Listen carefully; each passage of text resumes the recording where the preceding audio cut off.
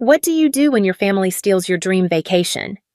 Sophia had been planning this family trip for years. She saved every penny, booked every hotel, and arranged every tour. This was supposed to be her moment. But when the time came, her mother told her, "We decided Brittany should come instead."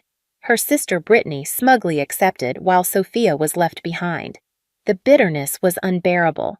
The trip wasn't postponed, it was a lie. Stay tuned to find out how Sophia takes control and finally stops being the family doormat. Don't forget to subscribe for more stories of empowerment. "You're late," my mom said, stepping out onto the porch, her suitcase trailing behind her. I glanced at the clock on my dashboard. It was 6:02 a.m. 2 minutes, I thought, forcing a smile. "2 minutes late, Mom," I said, getting out of the car to help with the luggage. But then I saw my sister Brittany emerging from the house, her own suitcase in tow. The smile froze on my face. "What's going on?" I asked, trying to keep my voice steady. My mom turned to me, her expression too cheerful for what was happening. "Oh, Sophia," she said casually, almost too casually.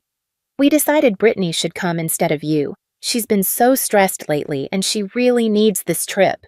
My chest tightened, a wave of disbelief crashing over me. "Instead of me, Mom? I've been planning this for years. I paid for everything." She waved her hand dismissively, as if I'd just pointed out something trivial. "We're grateful, sweetheart, but you're always working so hard. You can take another trip later.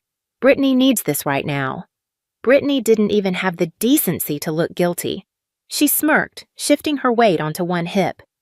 "Thanks for understanding, sis," she said, her voice laced with insincerity. I stared at the two of them, my heart pounding in my chest. This wasn't happening. Just then, my dad shuffled out, avoiding my gaze as he handed me his suitcase. "This is unbelievable," I said, my voice shaking with a mix of anger and hurt. "This was supposed to be our trip, something for me to share with you." "Well, it still is," my mom said, smiling too brightly. "Just with Brittany instead." "Don't make this a big deal, Sophia. Your sister really needs a break." I stood there paralyzed. My name is Sophia, and for the past 2 years, I'd been working overtime, saving every spare penny to give my parents the trip of a lifetime: flights, luxury hotels, guided tours. Every single detail was planned, down to the last dinner reservation. But as I stood there, watching my sister climb into the back seat of my car, it hit me hard. No matter how much I tried, in their eyes, Brittany would always come first. I clenched my jaw, the words I wanted to scream rising like bile in my throat. Instead, I forced a tight smile, the bitterness sour in my mouth. I opened the trunk. "Let's get going then," I said, my voice flat. They could prioritize her all they wanted, but I wasn't about to let them enjoy it. The drive to the airport was suffocatingly quiet, save for Brittany's constant chatter. "Oh my gosh, Mom, did you see that TikTok about Paris? I can't wait to go shopping there. Do you think we'll have time for that, or will the tours take up the whole day?" My hands gripped the steering wheel until my knuckles turned white. I stared straight ahead, forcing myself not to respond. My mom chuckled softly. "Of course we'll have time. We'll figure it out when we get there." I bit the inside of my cheek. When we get there. They didn't even seem to notice I wasn't part of that "we" anymore. At one point, my dad cleared his throat. "Thank you for driving us, Sophia. I know this probably feels unusual." I glanced at him in the rearview mirror. "Unusual? That's an interesting way to put it, Dad." He didn't respond. He just shifted uncomfortably in his seat, probably wishing he hadn't spoken at all. Brittany leaned forward from the back seat, her voice grating. "You're not mad, right? I mean, this is really big of you letting me go. I could never have afforded this on my own." I clenched my jaw and forced a tight smile. "Of course, Brittany. Enjoy the trip." By the time we pulled up to the airport drop-off zone, my patience was hanging by a thread. As I helped unload their luggage, my mom gave me a hug. "Thank you for understanding, sweetheart. This means a lot to us.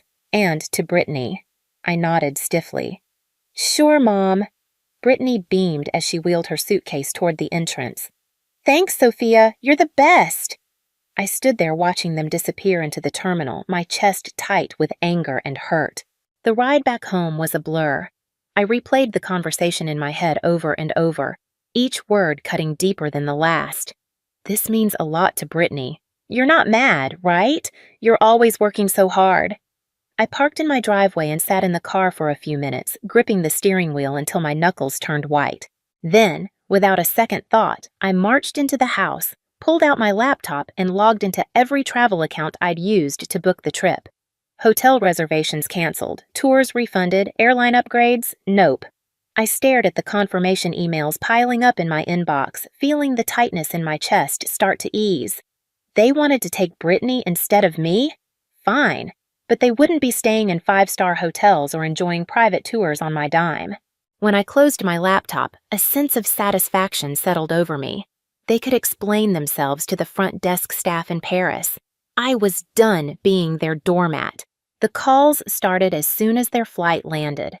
My phone buzzed repeatedly as I unpacked my suitcase, the one I'd packed so carefully for a trip that was no longer mine. The irony wasn't lost on me as I hung up my dresses and neatly placed my shoes back on the shelf. The buzzing continued, filling the room with its relentless vibration. I sighed, picking up the phone and glancing at the screen. My mom's name flashed across it, accompanied by several missed calls and texts. I unlocked the phone and scrolled through the messages. Sophia, what's going on? The hotel won't let us check in. The reservation is missing. Call me immediately. Sophia, this isn't funny. Fix this now. A laugh escaped me before I could stop it. Fix this? They really thought I'd swoop in and save the day after what they'd done? The phone buzzed again, this time with a call from Brittany.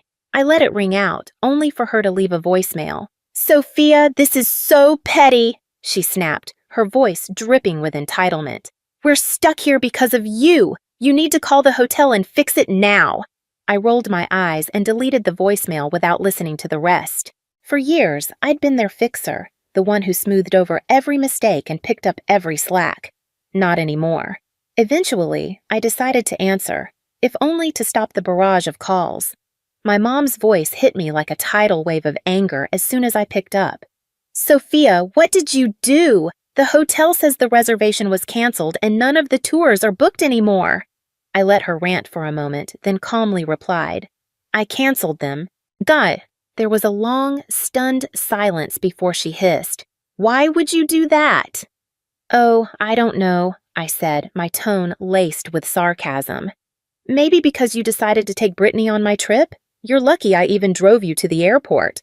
We thought you'd understand, she snapped. Understand what? I asked, my voice rising. That years of saving and planning didn't matter because Brittany needed a break? That my hard work meant nothing to you? Guess what, Mom? I don't understand and I don't care to. I hung up before she could respond and turned my phone off, tossing it onto the couch.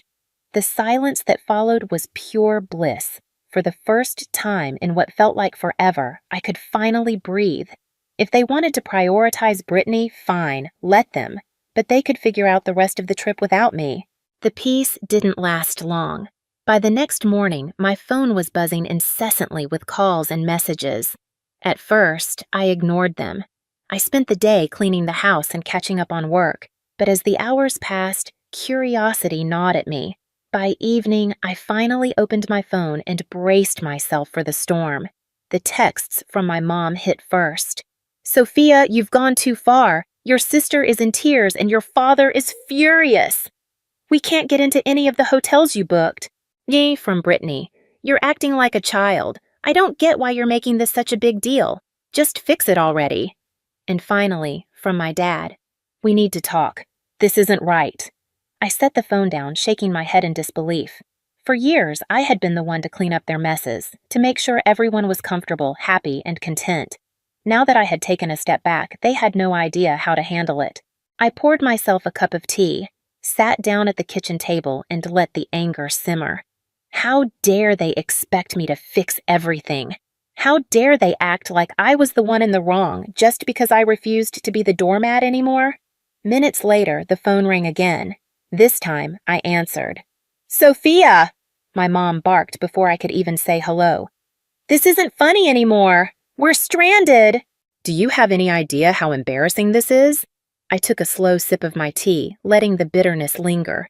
Embarrassing? You think this is embarrassing?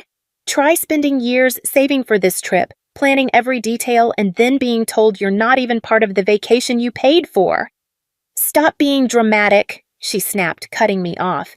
Brittany needed this more than you. I set my cup down, voice steady. And now she can figure it out. You made your decision, Mom. You wanted Brittany instead of me? Fine, but don't expect me to fund her vacation. We're family, she hissed, her voice rising. We don't do this to each other. I let out a bitter laugh. Funny, I was just thinking the same thing.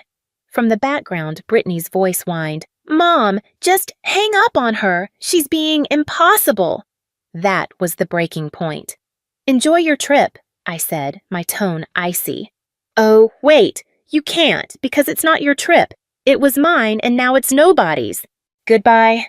I hung up before she could respond and turned my phone off again. For the rest of the evening, a strange mix of anger and relief washed over me, anger that they'd put me in this position, but relief that I had finally stood up for myself. They could call me dramatic all they wanted. For the first time in my life, I wasn't letting them take advantage of me. The next few days were blissfully quiet. With my phone off, I finally had space to think clearly, free from the constant barrage of guilt trips and accusations. I spent my mornings sipping coffee on my back porch, relishing the calm I had craved for so long. My afternoons were filled with work, catching up on little projects I'd been putting off, things that reminded me how capable I was when I wasn't bogged down by their endless demands. But by the third day, curiosity got the better of me. I turned my phone back on and found over a dozen voicemails waiting for me. The first few from my mom, growing increasingly hysterical with each one. Sophia, you need to call me back right now. This has gone too far. I can't believe you're doing this. You've humiliated us. We're your parents. How could you treat us this way? Then came Brittany's messages, full of the same entitled tone she'd always used. This is so petty, even for you. You're ruining everything. Just fix it, Sophia. And finally, my dad's voice, quieter but no less pointed. Sophia, I don't understand what's happened to you. Call us back so we can sort this out. I hesitated before listening to the final voicemail, a long one from my mom. Her voice was quieter this time, tinged with frustration and exhaustion. Sophia, she began, we're back at the airport now. The trip is ruined, and I hope you're happy with yourself. Your sister is devastated, and your father and I are, well, disappointed doesn't even begin to cover it. Call us when you're ready to talk. I deleted the voicemails without replying. I wasn't ready to talk, and honestly, I didn't know if I ever would be. This wasn't a one-time mistake. It was the culmination of years of them putting Brittany first and expecting me to accept it with a smile. As the hours passed, I found myself reflecting on all the times I'd been overlooked or dismissed every holiday where Brittany's whims dictated the plans, every family gathering where my accomplishments were treated as afterthoughts. This trip had been the breaking point, but the cracks had been forming for years. That evening, Olivia stopped by unannounced, carrying 2 cups of coffee and an unmistakable look of curiosity. I heard about what happened, she said, setting the coffee on the table. Your mom called me yesterday. Of course she had. My mom had always been good at recruiting allies when she wanted to guilt me into compliance. And? I asked, taking a sip. Olivia shrugged, a sly smile creeping across her face. I told her you were probably busy and would get back to her when you were ready. I laughed, shaking my head. You're the best. No, you're the best, she said, her tone suddenly serious. Because you finally stood up for yourself. I know how hard that is, Sophia. Don't let them drag you back down. Her words stuck with me long after she left. Olivia was right. I'd spent too long bending over backward to please people who never seemed to care about my efforts. It was time to break that cycle once and for all. By the time the weekend rolled around, I felt a strange sense of clarity. The anger was still there, simmering under the surface, but it was joined by something I hadn't felt in years. Freedom. Freedom from their endless expectations. Freedom from being the family's fixer. Freedom to finally live on my own terms. But as expected, the silence didn't last. It was Sunday afternoon when I finally got a call that I decided to answer. This time, it was my dad. Sophia, he began, his voice heavy with weariness. Your mom wanted me to call. She thinks you'll listen to me. Go on, I said, leaning back in my chair. He let out a sigh. Look, this has all gotten out of hand. Your mom's upset, Brittany's furious, and, well, it's just a mess. But you're better than this. I stiffened, his words igniting a fresh wave of anger. Better than what, Dad? Standing up for myself? Refusing to let you walk all over me again? That's not what I meant, he said quickly. It's just, you've always been the reasonable one, the one who keeps everything together. This isn't like you. I laughed, a short, bitter sound. You're right, it's not like me, because I'm not bending over backward to clean up your mess. He paused, and for a moment I thought he might finally see my side of things. But then he said, You're punishing the whole family over one decision. Is that really fair? Fair? I repeated, my voice rising. You want to talk about fair? Was it fair when you and Mom decided I wasn't important enough to be part of the trip I planned? Was it fair when you replaced me with Brittany like I didn't matter? That's not what we were trying to do, he said, his tone defensive now. We just thought Brittany needed it more. Of course you did, I snapped. You always think she needs more attention, more support, more of everything. And I'm always the one expected to sacrifice for her. Not anymore. The silence on the other end of the line was deafening. Finally, he said, I don't know what you want me to say. I don't need you to say anything, I replied, my voice steady. I just need you to understand that I'm done being the afterthought. From now on, I come first. Sophia, goodbye, Dad. I ended the call and set the phone down, my hands trembling. For the rest of the day, I allowed myself to feel everything: anger, sadness, relief. It wasn't easy, but it felt like the beginning of something new. I wasn't the family's fixer anymore, and I wasn't going to be. They could clean up their own messes from now on. When my parents and Brittany finally returned, I was waiting for them at their house. I had parked in their driveway, sipping coffee, feeling surprisingly calm as I watched their taxi pull up. As they stepped out, dragging their suitcases behind them, their faces were a mix of exhaustion and irritation. Brittany was the first to speak. Well, I hope you're happy, Sophia? I raised an eyebrow, staying seated on the porch swing, my voice calm. Happy about what? Our trip was a disaster, my mom snapped, waving her hand as if to dismiss everything. We spent the entire week staying in dingy hotels and eating terrible food because we couldn't afford anything decent. And don't even get me started on the tours. Brittany crossed her arms. Oh, wait, there weren't any. Do you know how embarrassing it was to show up and be told there was no reservation? I took another sip of coffee, letting their complaints wash over me. Sounds rough, I replied, keeping my tone even. But you wanted to take Brittany, remember? I'm sure you had some great bonding time. That's not the point! My mom's voice rose, her frustration mounting. You knew we couldn't afford all the things you'd planned. You set us up to fail. I stood up, setting my mug down on the small table beside me. No, Mom, I didn't set you up for anything. I planned a trip for the three of us, something special I'd been saving for years. You're the ones who decided to cut me out at the last second. My dad finally spoke up, his voice quieter but no less accusatory. You didn't have to cancel everything, Sophia. That was extreme. Was it? I asked, folding my arms. Why should I have paid for a trip I wasn't even invited to? If Brittany needed it so badly, you should have planned it yourselves. You're lucky I didn't cancel the return flight. Brittany rolled her eyes. You're so dramatic. It's just money, Sophia. And you're so entitled. I shot back, my patience finally snapping. Do you have any idea how much work and sacrifice went into planning that trip? Or do you just think things magically appear because someone else takes care of it? They stood there, stunned into silence. I pressed on. I've spent years being the responsible one, the one who fixes things, plans everything, makes sure everything goes smoothly. And you've spent just as long taking it all for granted. That's not fair. That's not fair, my mom started, but I held up my hand to stop her. No, Mom, what's not fair is how you treated me. You chose Brittany over me, like always, so I chose to stop being your doormat. You didn't want me on the trip? Fine, but you don't get to enjoy the benefits of my hard work without me. I grabbed my bag from the porch swing and turned to leave. I'm glad you're back safely, but don't expect things to go back to how they were. I'm done. As I walked toward my car, I could hear them calling after me, their voices a mix of anger and guilt, but I didn't look back. The drive home from my parents' house felt strange, peaceful. For years, every visit had left me emotionally drained, but this time I felt lighter. I had finally said everything I'd been holding in, and for once, I wasn't worried about their reaction. When I got home, I made a cup of tea and sank onto the couch, replaying the confrontation in my mind. They'd been so sure I'd fold that I'd give in like I always did, but watching their stunned faces as I walked away reminded me of how much I'd changed.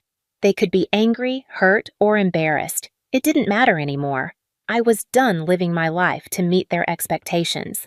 The next day, I got a call from Olivia. "How'd it go?" she asked, not bothering with pleasantries. I laughed, leaning back against the kitchen counter. "Exactly like you'd imagine. They're furious, Brittany's pouting, and Mom is probably trying to figure out how to guilt me back into line." Olivia let out a snort. "Let her try. You've got a backbone now, and I'm here to make sure it stays in place." I grinned, grateful for her unwavering support. "Thanks, Olivia. I mean it. You've been my rock through all of this." "Anytime," she said, her voice softening. "So, what's next for you now that you're not playing family fixer anymore?" That question had been circling in my mind since the confrontation. What was next? For years, so much of my energy had been poured into trying to please my family, trying to earn their approval. Now that I'd let go of that burden, the possibilities felt endless and a little intimidating. "I don't know yet," I admitted, "but I feel like I get to decide. Not them, not anyone else, just me." "Sounds like the start of something amazing," Olivia said, and I could hear the smile in her voice. Over the next few weeks, I started making small changes that felt big in their own way. I redecorated my living room, swapping out the hand-me-down furniture from my parents for pieces that felt uniquely mine.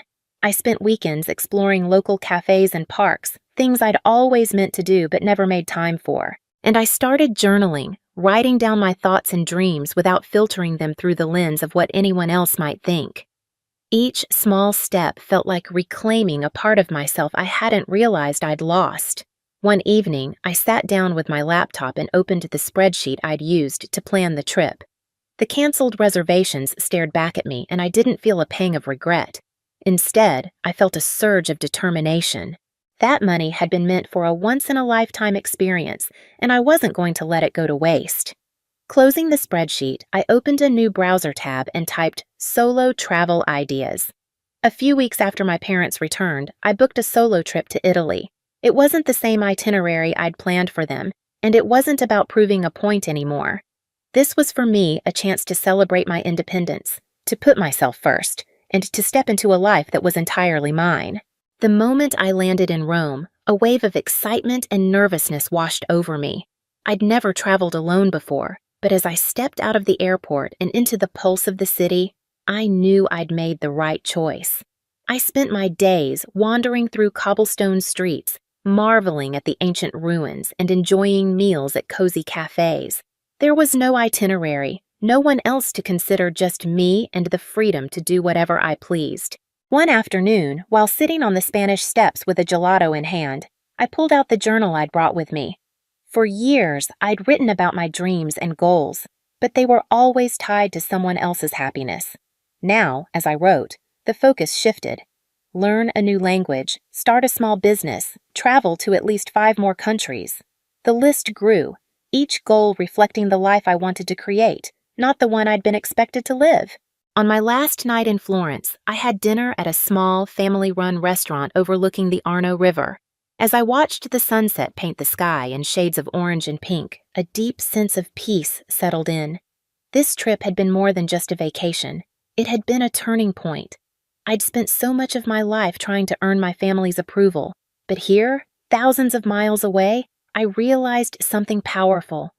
I didn't need it. I was enough, just as I was. When I returned home, my parents tried reaching out again, this time with softer tones and carefully worded messages.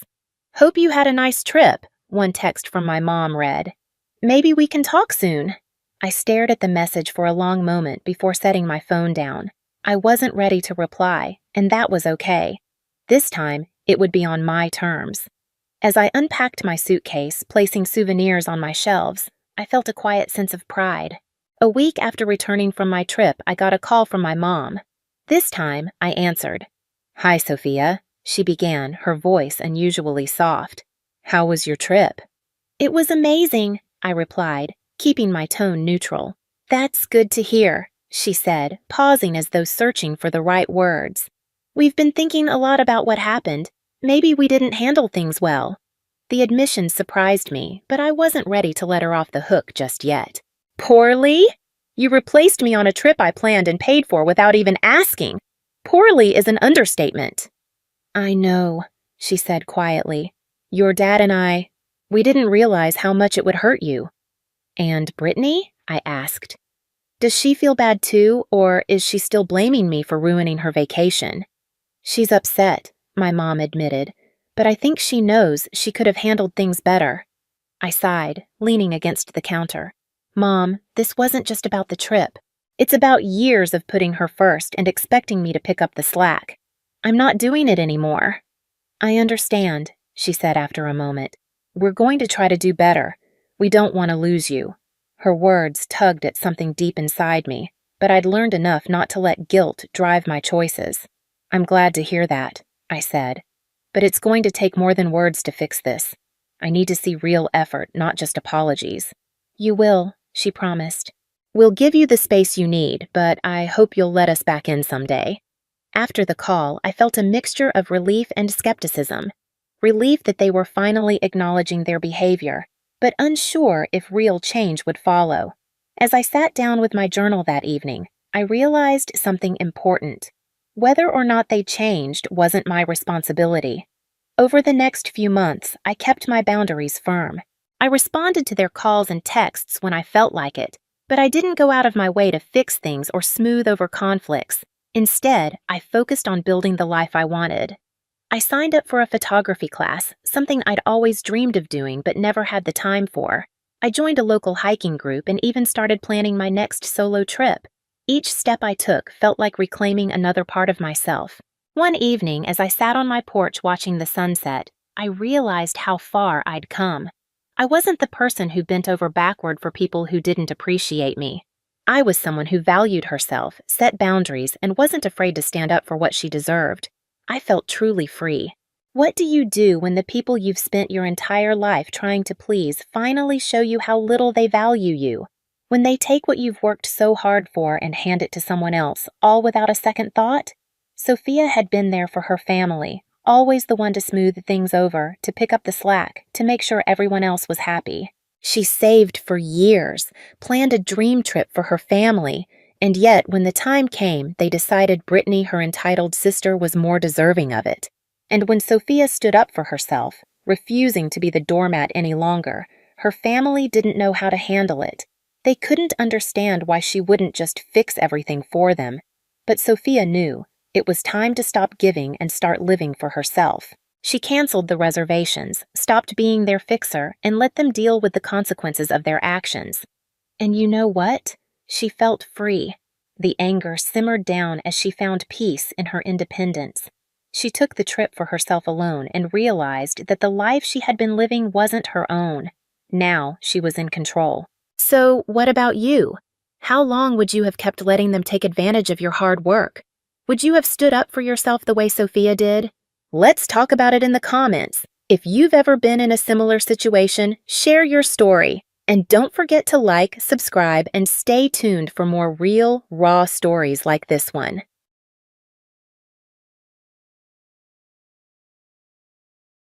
I stared in disbelief at the small rectangular box nestled between the seats of Trent's car.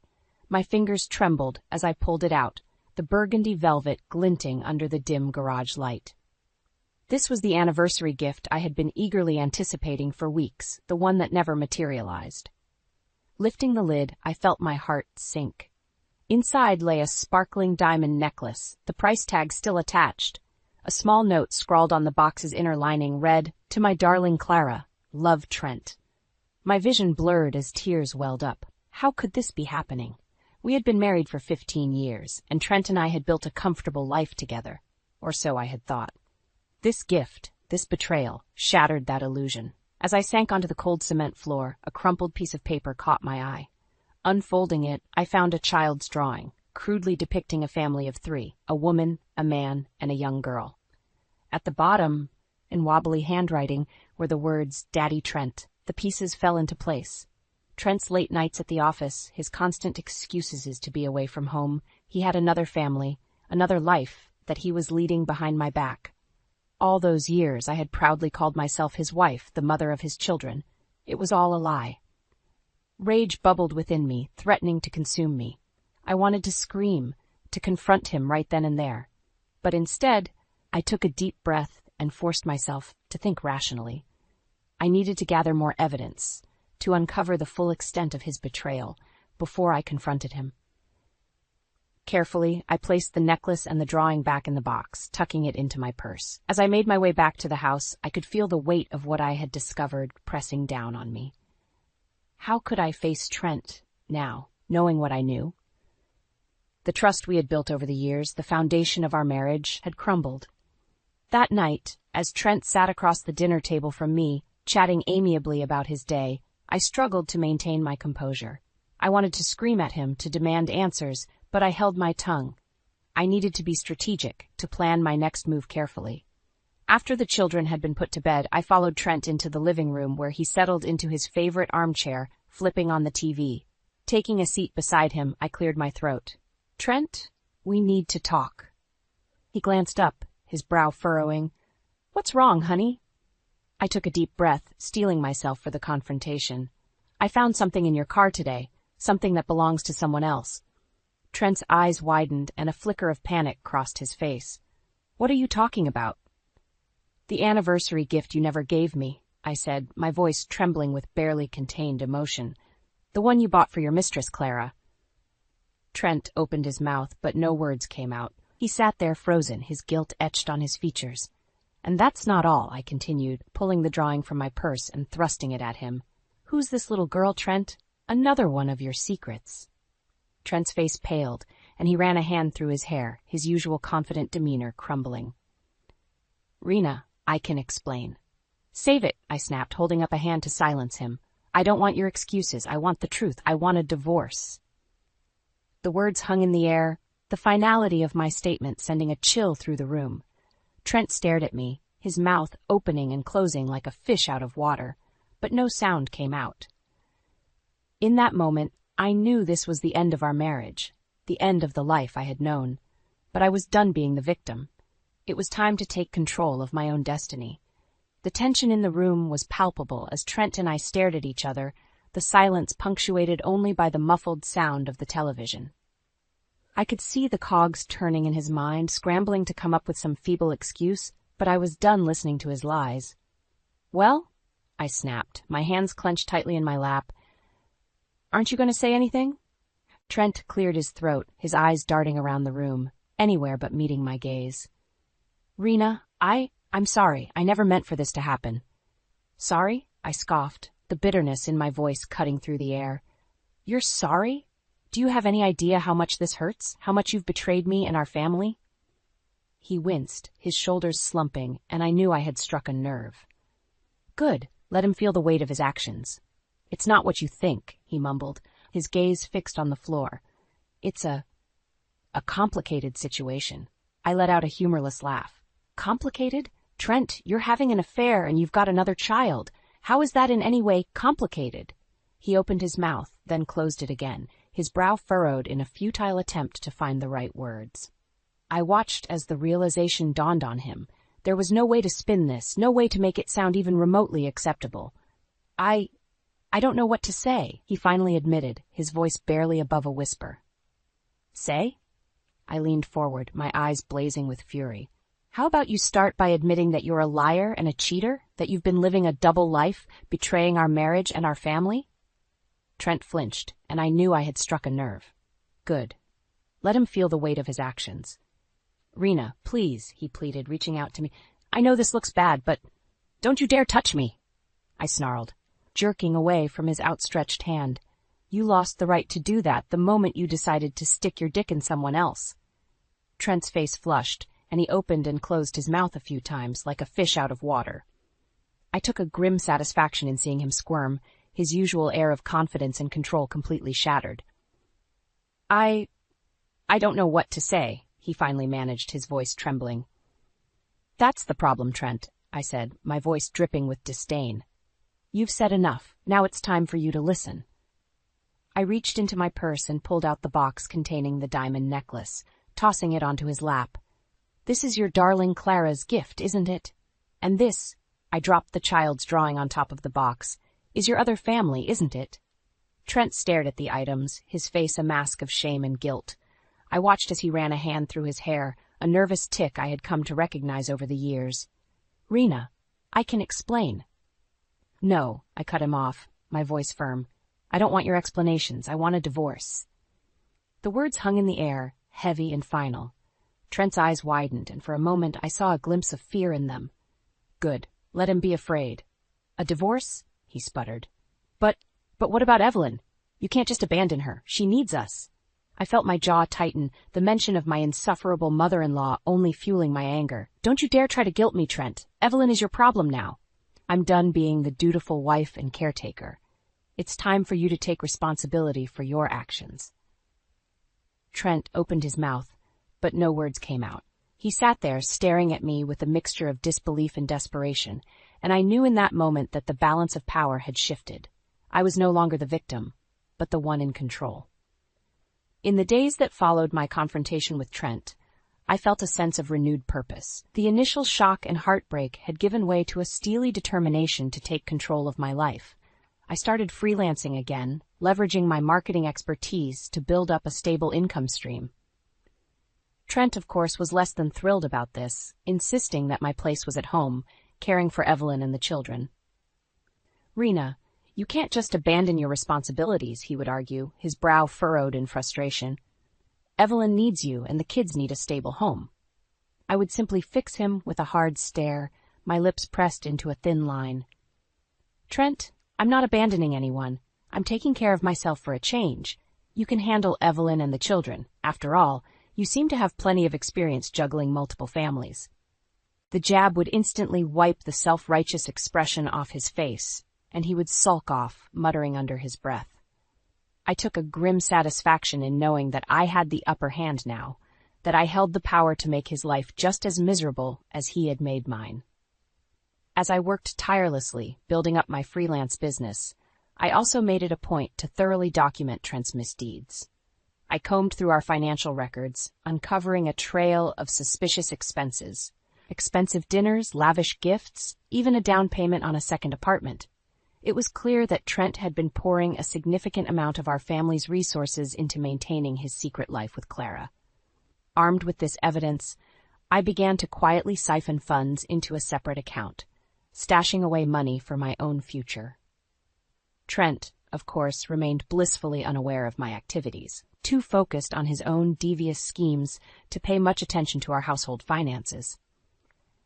As Evelyn's health continued to decline, Trent's neglect of her became increasingly evident. I would often arrive home to find the house in disarray, Evelyn's needs unattended to. It infuriated me, but I remained outwardly calm, biding my time and carefully planning my next move.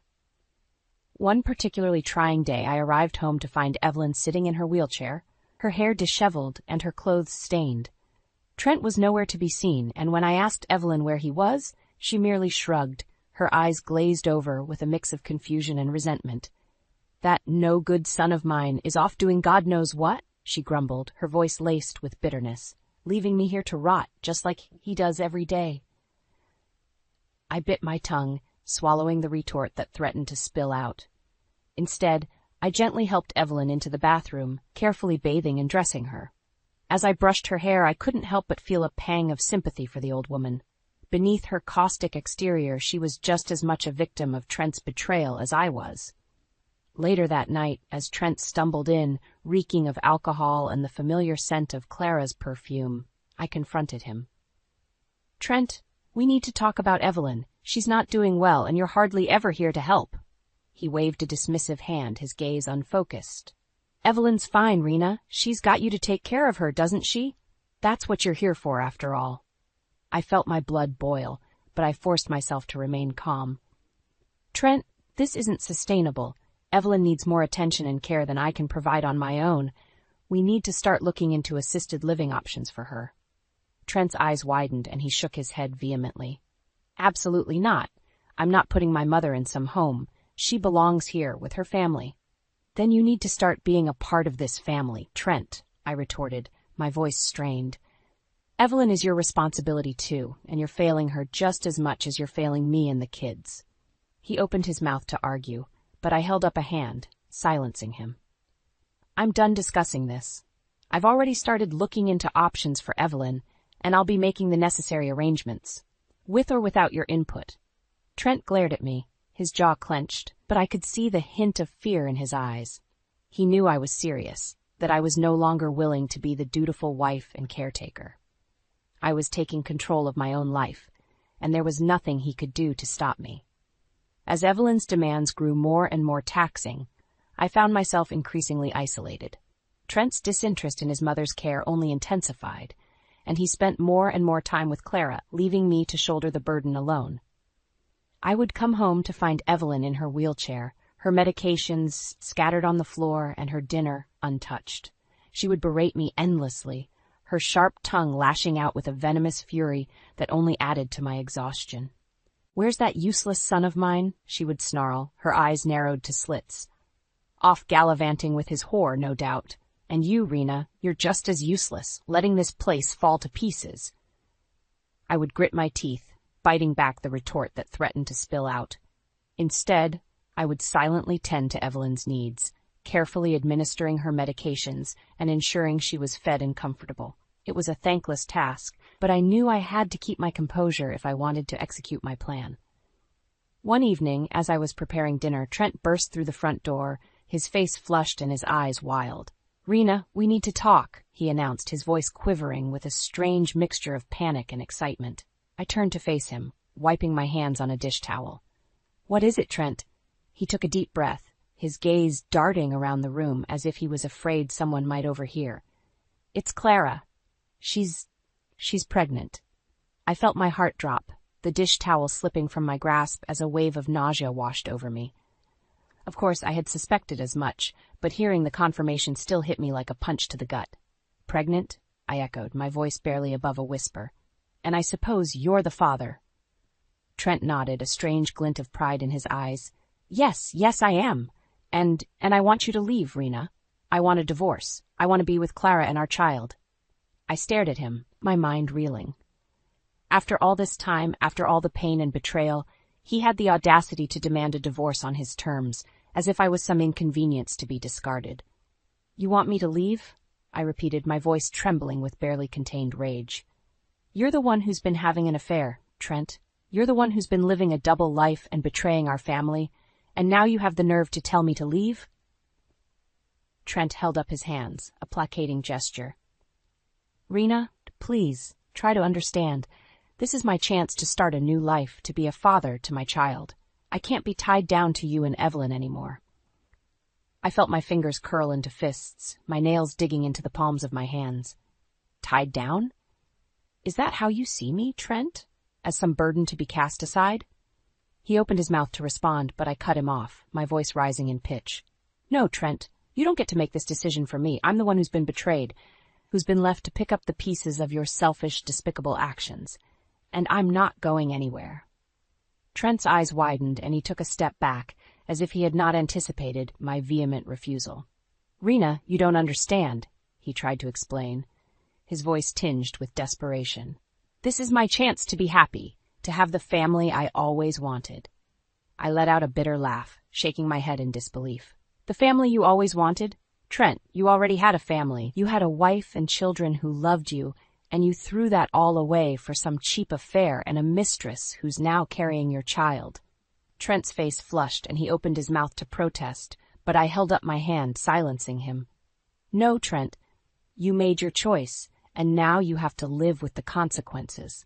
I'm not leaving, and I'm not giving you a divorce. You're going to have to deal with me, with Evelyn, and with the mess you've created. The finality in my tone seemed to hit Trent like a physical blow, and he stared at me, his mouth working soundlessly. I could see the realization dawning on him, that he had underestimated my resilience, my willingness to fight for what was rightfully mine. In that moment, I felt a surge of power, a sense of control that I hadn't experienced in years. Trent was no longer the one in charge. I was. And I was going to use that power to bring him down, to make him pay for the pain he had caused. The tension in the house was palpable as Trent and I faced off, our once loving marriage reduced to a battlefield of accusation and recrimination. I could see the panic in his eyes, the realization that his carefully constructed web of lies was about to unravel. "Rena, please," he pleaded, his voice tinged with desperation. "Think about what you're doing. Think about our family, our children." I let out a humorless laugh, shaking my head. "Our family, Trent? Don't you mean your family with Clara?" I paused, pinning him with a hard stare. "And as for the children, I'm doing this for them. I'm not going to let them grow up thinking that this kind of betrayal is acceptable." Trent opened his mouth, but before he could speak, I held up a hand, silencing him. "I have evidence, Trent," I said, my voice surprisingly calm. "I've been documenting everything, your financial misdeeds, your neglect of Evelyn, your affair with Clara, and I'm going to use it all against you." His eyes widened, and I could see the color drain from his face. "Rena, you can't." "I can, and I will," I interrupted, my resolve hardening. "You've betrayed me, Trent. You've betrayed our family, and now you're going to pay the price." Trent ran a hand through his hair, a nervous gesture I had come to recognize over the years. "Rena, please, let's talk about this. We can work something out, I promise." I shook my head, unwavering. "No, Trent, there's nothing to talk about. I want a divorce, and I want it now." The words hung in the air, heavy and final. Trent stared at me, his mouth working soundlessly, as the full weight of my demand sank in. But what about Evelyn?" he finally managed, his voice barely above a whisper. "You can't just abandon her, Rena. She needs us." I felt a surge of anger at his pathetic attempt to manipulate me. "Don't you dare try to guilt me, Trent. Evelyn is your responsibility, not mine. You're the one who's been neglecting her, not me." Trent opened his mouth to protest, but I cut him off, my voice sharp and unyielding. "No, Trent. I'm done being the dutiful wife and caretaker. It's time for you to step up and take care of your own mother. And as for the children, I'll be filing for full custody. You can see them, but only under my terms." Trent's face twisted with a mixture of shock and fury. "You can't do this, Rena.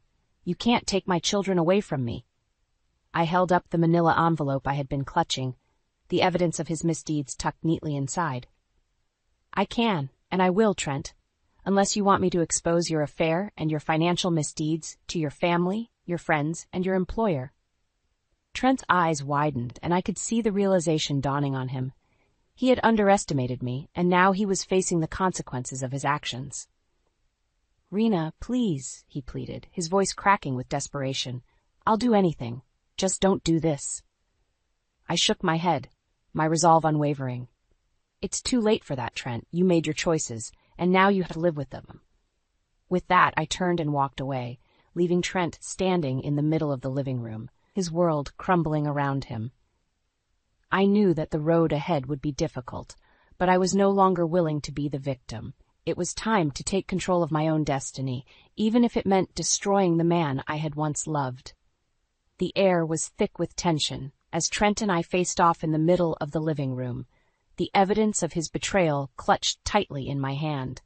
I could see the panic in his eyes, the realization that his carefully constructed web of lies was unraveling. "Rena, please," he pleaded, his voice tinged with desperation. "Think about what you're doing. Think about our family, our children." I let out a humorless laugh, shaking my head. "Our family, Trent? Don't you mean your family with Clara?" I paused, pinning him with a hard stare. "And as for the children, I'm doing this for them. I'm not going to let them grow up thinking that this kind of betrayal is acceptable." Trent opened his mouth, but before he could speak, I held up a hand, silencing him. "I have evidence, Trent," I said, my voice surprisingly calm. "I've been documenting everything, your financial misdeeds, your neglect of Evelyn, your affair with Clara, and I'm going to use it all against you." His eyes widened, and I could see the color drain from his face. "Rena, you can't." "I can, and I will," I interrupted, my resolve hardening. You've betrayed me, Trent. You've betrayed our family. And now you're going to pay the price. Trent ran a hand through his hair, a nervous gesture I had come to recognize over the years. Rena, please, let's talk about this. We can work something out, I promise. I shook my head, unwavering. No, Trent, there's nothing to talk about. I want a divorce, and I want it now. The words hung in the air, heavy and final. Trent stared at me, his mouth working soundlessly as the full weight of my demand sank in. But what about Evelyn? He finally managed, his voice barely above a whisper. You can't just abandon her, Rena. She needs us. I felt a surge of anger at his pathetic attempt to manipulate me. Don't you dare try to guilt me, Trent. Evelyn is your responsibility, not mine. You're the one who's been neglecting her, not me. Trent opened his mouth to protest, but I cut him off, my voice sharp and unyielding. No, Trent, I'm done being the dutiful wife and caretaker. It's time for you to step up and take care of your own mother. And as for the children, I'll be filing for full custody. You can see them, but only under my terms. Trent's face twisted with a mixture of shock and fury. You can't do this, Rena. You can't take my children away from me. I held up the manila envelope I had been clutching, the evidence of his misdeeds tucked neatly inside. I can, and I will, Trent, unless you want me to expose your affair and your financial misdeeds to your family, your friends, and your employer. Trent's eyes widened, and I could see the realization dawning on him. He had underestimated me, and now he was facing the consequences of his actions. Rena, please, he pleaded, his voice cracking with desperation. I'll do anything, just don't do this. I shook my head, my resolve unwavering. It's too late for that, Trent. You made your choices, and now you have to live with them. With that, I turned and walked away, leaving Trent standing in the middle of the living room, his world crumbling around him. I knew that the road ahead would be difficult, but I was no longer willing to be the victim. It was time to take control of my own destiny, even if it meant destroying the man I had once loved. As I made my way to the bedroom, I could hear Trent's desperate calls echoing behind me. Rena, please, don't do this. Think of the children. But I refused to look back, my mind set on the path I had chosen. Once in the bedroom, I locked the door and sank down onto the bed, my hands trembling as I opened the envelope. The evidence was damning. Bank statements, credit card records, even tawdry love letters from Clara. I could feel my heart racing as I sorted through the papers, my resolve hardening with each passing moment. I knew that what I was about to do would change everything, but I was no longer willing to be the victim. Trent had made his bed, and now he would have to lie in it. With a deep breath, I began making the necessary phone calls, to my lawyer, to Trent's family, to his employer. The words spilled out of me, my voice calm and steady as I laid bare the full extent of Trent's betrayal. As the news of his affair and financial misdeeds began to spread, I could feel the balance of power shifting. Trent's world was crumbling around him, and I took a grim satisfaction in knowing that I was the one who had brought him down. In the aftermath, Trent pleaded with me, begging for a second chance, but I refused to budge. I was done being the dutiful wife, the silent sufferer. It was time for me to take control of my own life, even if it meant sacrificing the man I had once loved. As the divorce proceedings began, I steeled myself for the battles to come. I knew that the road ahead would be difficult, but I was ready to fight for my freedom, for my children, and for the life I deserved. The divorce proceedings were a whirlwind of emotions and legal maneuvering, but I remained steadfast in my determination to reclaim my life. Trent, once the confident breadwinner of our family, now found himself on the defensive, his carefully constructed facade crumbling under the weight of my evidence. During the heated negotiations, Trent made one last-ditch effort to sway me, appealing to my sense of duty and responsibility. Rena, think of Evelyn, he pleaded, his eyes desperate. She needs us, both of us. You can't just abandon her. I leveled him with a cold stare, the memories of his neglect and betrayal fueling my resolve. Evelyn is your responsibility, Trent, not mine. You've made it clear where your priorities lie, and they don't include your family. Trent opened his mouth to protest, but I held up a hand, silencing him. No, Trent, I'm done being the dutiful wife and caretaker. It's time for you to step up and take care of your own mother. As for the children, I will be filing for full custody. You can see them, but only under my terms. The color drained from Trent's face, and I could see the panic setting in. He knew that he had lost, that the once formidable control he had wielded over our lives was slipping through his fingers. With a trembling hand, he reached into his pocket and produced a set of keys. "Fine, Rena. Take the house. Take the kids, but promise me you'll at least let me see them occasionally." I regarded him coolly, my lips pressed into a thin line. "Of course, Trent, but understand this. I will not tolerate any more of your lies or your betrayals. If you so much as set a foot out of line, I will make your life a living hell." Trent flinched, his shoulders slumping in defeat. I understand," he mumbled.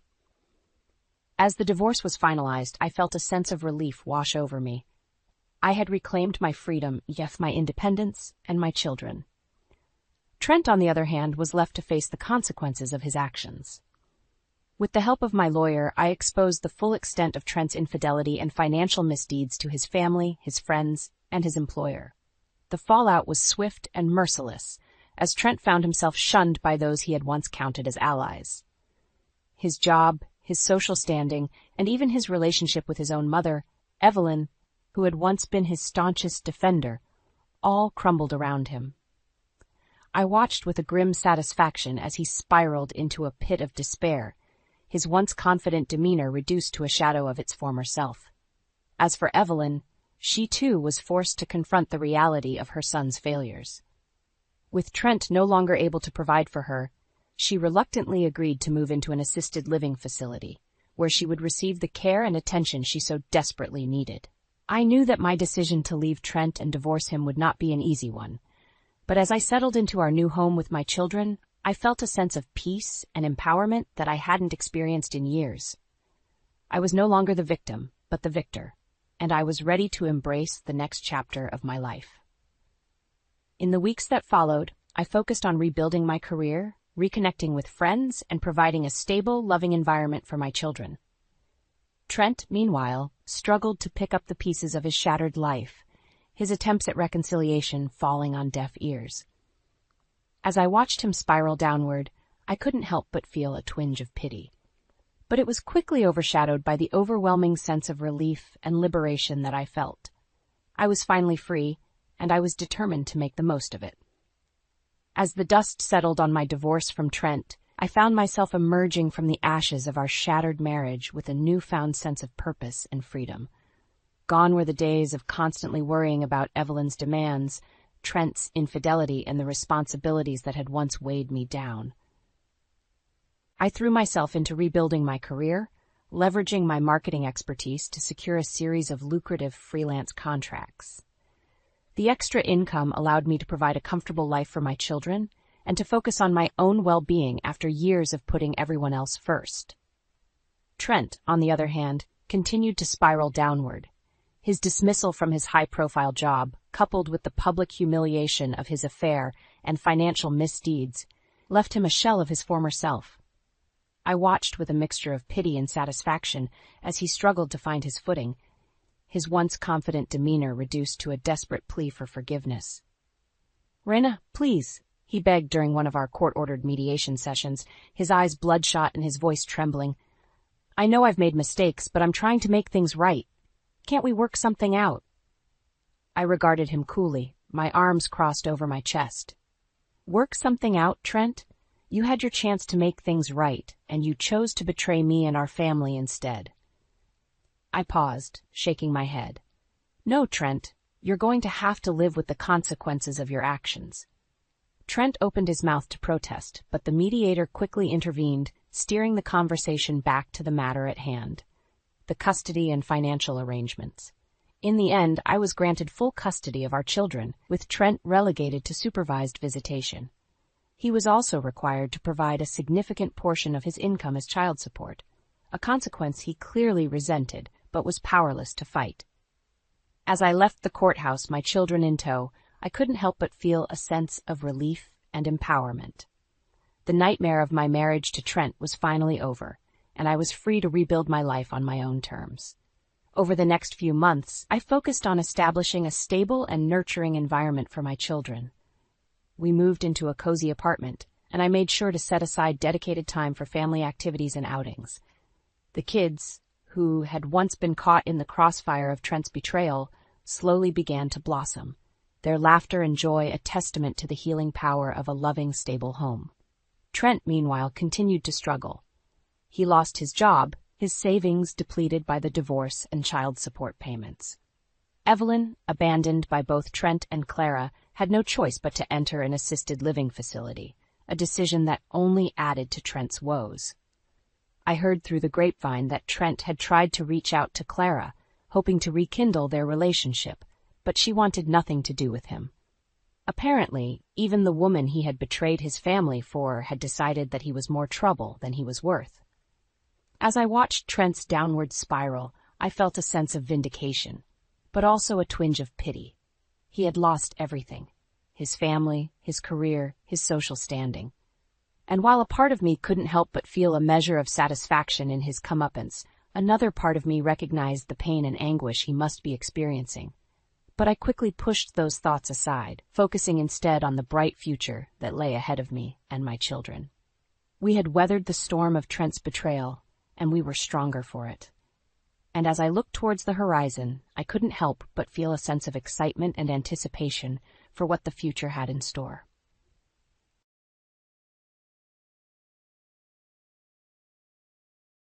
The tech conference after-party was in full swing, the air thick with the scent of expensive champagne and idle chatter. As I made my way through the crowd, glass of rosé in hand, I couldn't shake the feeling that something was off. My eyes scanned the room, searching for my husband, Rowan, who had drifted away moments earlier. That's when I saw them. Rowan, in a dimly lit corner, laughing intimately with a woman I didn't recognize. My heart stopped, and a tightness gripped my chest. I knew Rowan, and this wasn't normal. Steeling myself, I drew closer, straining to hear their hushed conversation. "June, I can't wait for us to start our new life together. That house we looked at is perfect. Just wait until Lila finds out." Rowan's words sent a shockwave through me. A new house? With this woman? My mind raced as I tried to make sense of what I was hearing. "Don't worry, darling. Once the money from your little embezzlement scheme clears, we'll be set." "Lila will be none the wiser," June purred, her hand trailing along Rowan's arm. "Embezzlement?" My head spun as the pieces fell into place. Rowan, my loving husband, the father of my children, had been betraying me all this time. Rage and betrayal surged through me, threatening to consume me. I cleared my throat, causing them to jump in surprise. "Rowan, June, what a pleasant surprise." Rowan's face drained of color as he stumbled to find the right words. "Lila, this isn't what it looks like." "Isn't it?" I fired back, my voice dripping with venom. "Because it looks like you're planning to run off with this woman, using money you stole from my company." June's eyes narrowed, a sly smile playing on her lips. "Oh, Rowan, you didn't tell your dear wife about our little arrangement?" Rowan shot June a pleading look, but she seemed to relish in his discomfort. "Lila, please, let me explain." "Explain what, Rowan?" I cut him off, my hands trembling with a mix of rage and heartbreak. "How you've been betraying me, our family, and everything I've built. No, I don't want to hear it." I turned on my heel, determined to put as much distance between myself and this train wreck as possible. But Rowan's hand shot out, grasping my arm. "Lila, wait. Please, let's talk about this. I can fix this, I promise." I yanked my arm free, glaring at him with a fury I hadn't known I possessed. "Fix it? How, Rowan? By running off with your mistress and my money?" I scoffed, the words burning my tongue. "No, I'm done. We're done. I want a divorce." With that, I stormed away, leaving Rowan and June in my wake, their shocked expressions searing into my memory. As I made my way out of the conference center, my vision blurred with tears of betrayal and rage. How could he do this to me, to our family? The drive home was a blur of my mind racing with 1,000 questions and 1,000 more answers I didn't want to confront. By the time I pulled into the driveway, I had made up my mind. I was going to fight. I was going to take back everything Rowan had stolen from me, starting with my company and my life. The drive home from the tech conference felt like an eternity. My mind was a whirlwind of emotions. Anger, betrayal, a desperate need for answers. How could Rowan do this to me? To our family? The image of him with that woman, June, plotting to run off with my money, burned in my mind, searing into my very soul. As I pulled into the driveway, I sat in the car for a long moment, hands gripping the steering wheel until my knuckles turned white. I had to get a handle on this, to channel my fury into action. Lila Blackwood didn't back down, not from anyone, especially not her own husband. With a deep breath, I marched into the house, my footsteps echoing with determination. I found Rowan in the living room, pacing anxiously, his face a picture of guilt and panic. "Lila, thank God you're back. We need to talk about what you heard." I held up a hand, cutting him off. "Save it, Rowan. I don't want to hear your pathetic excuses." My voice was calm, but my eyes burned with barely contained rage. "I want the truth. Everything." Rowan's shoulders slumped, and he sank into the couch, running a hand through his hair. It started a few months ago. I got in over my head with some gambling debts, and I needed money fast. So I started skimming from your company accounts. Just a little at first, but then it spiraled out of control. I clenched my fists, nails digging into my palms. And June, how does she fit into all this? June, she was someone I met at the casino. She saw an opportunity to get in on the money, and we started planning to run off together. I'm sorry, Lila. I never meant for any of this to happen. Sorry? I scoffed, the word dripping with contempt. You're sorry? Rowan, you've betrayed me, our family, and everything I've built. Do you have any idea what this could do to my company? Rowan's eyes widened in panic. Lila, please, you can't tell anyone. I'll pay it all back, I swear. Just give me some time. I shook my head, my resolve hardening. No, Rowan. You've had your chance and you blew it. I'm filing for divorce, and I'm going to make sure you pay for what you've done. Divorce? Lila, you can't be serious. Rowan surged to his feet, desperation etched in every line of his face. Think of the kids. Think of everything we've built together. I am thinking of the kids, Rowan, I replied, my voice cutting like ice. I'm thinking of the life you've stolen from them, the stability you've destroyed. And as for everything we've built, well, you've made it very clear that it means nothing to you. I turned to leave, pausing only to glare at him over my shoulder. This is your mess, Rowan. Clean it up, because if you don't, I will, and you won't like the consequences. With that, I strode out of the room, my mind already racing with 1,000 plans to untangle the web of deceit Rowan had woven. I would not go down without a fight. I would reclaim what was mine, no matter the cost. The moment I stepped into my office, a sense of purpose and determination washed over me. Rowan's betrayal had shattered my world, but I refused to let him win. This was my life, my company, and I would be damned if I let him destroy everything I'd built. I quickly called a meeting with the executive team, Marco, my trusted CFO, and Clara, my longtime mentor and closest confidante. As they gathered around the conference table, I could see the concern etched on their faces. Lila, what's going on? Marco asked, his brow furrowed. I heard the rumors about you and Rowan, but I wanted to hear it from you. I took a deep breath, steeling myself for the difficult conversation ahead. Rowan has been embezzling money from the company. He's been using it to fund a gambling addiction and to set up a new life with his mistress. Clara's eyes widened in shock, while Marco's face darkened with fury.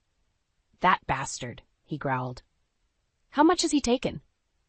I'm not sure yet, I admitted, but I need you both to help me get to the bottom of this. I want a full forensic audit of the company financials, and I want it done yesterday. Consider it done, Marco said, already pulling out his phone to assemble the team. And that's not all. I turned to Clara, my gaze unwavering. I need your help navigating the legal minefield. I'm filing for divorce, and I want to make sure Rowan pays for what he's done. Clara reached across the table, giving my hand a reassuring squeeze. Of course, Lila. I'll put my best people on it. We'll make sure he doesn't get away with this. As the meeting adjourned, I felt a newfound sense of purpose. Rowan may have betrayed me, but I wasn't going down without a fight. I was going to take back control of my life, my company, and my future. Over the next few days, I worked tirelessly with Marco and his team, digging deeper into the company's finances. The numbers were staggering. Rowan had siphoned off millions, all while living a lavish lifestyle with his mistress. The rage I felt only fueled my determination. Concurrently, Clara's legal team sprung into action, freezing Rowan's assets and preparing for a messy divorce battle. They uncovered even more of Rowan's deceit, including debts he had racked up in my name. It was infuriating, but I was grateful to have such a capable team fighting in my corner.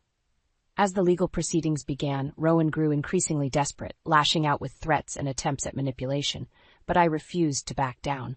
I had spent years building my company, my reputation, and my life. I wasn't about to let Rowan destroy it all. "You'll regret this, Lila," he snarled during one particularly heated exchange. "I'll make sure you and the kids lose everything." I met his gaze, unflinching. "I don't think so, Rowan. You're the one who's going to lose everything. Your money, your freedom, your family.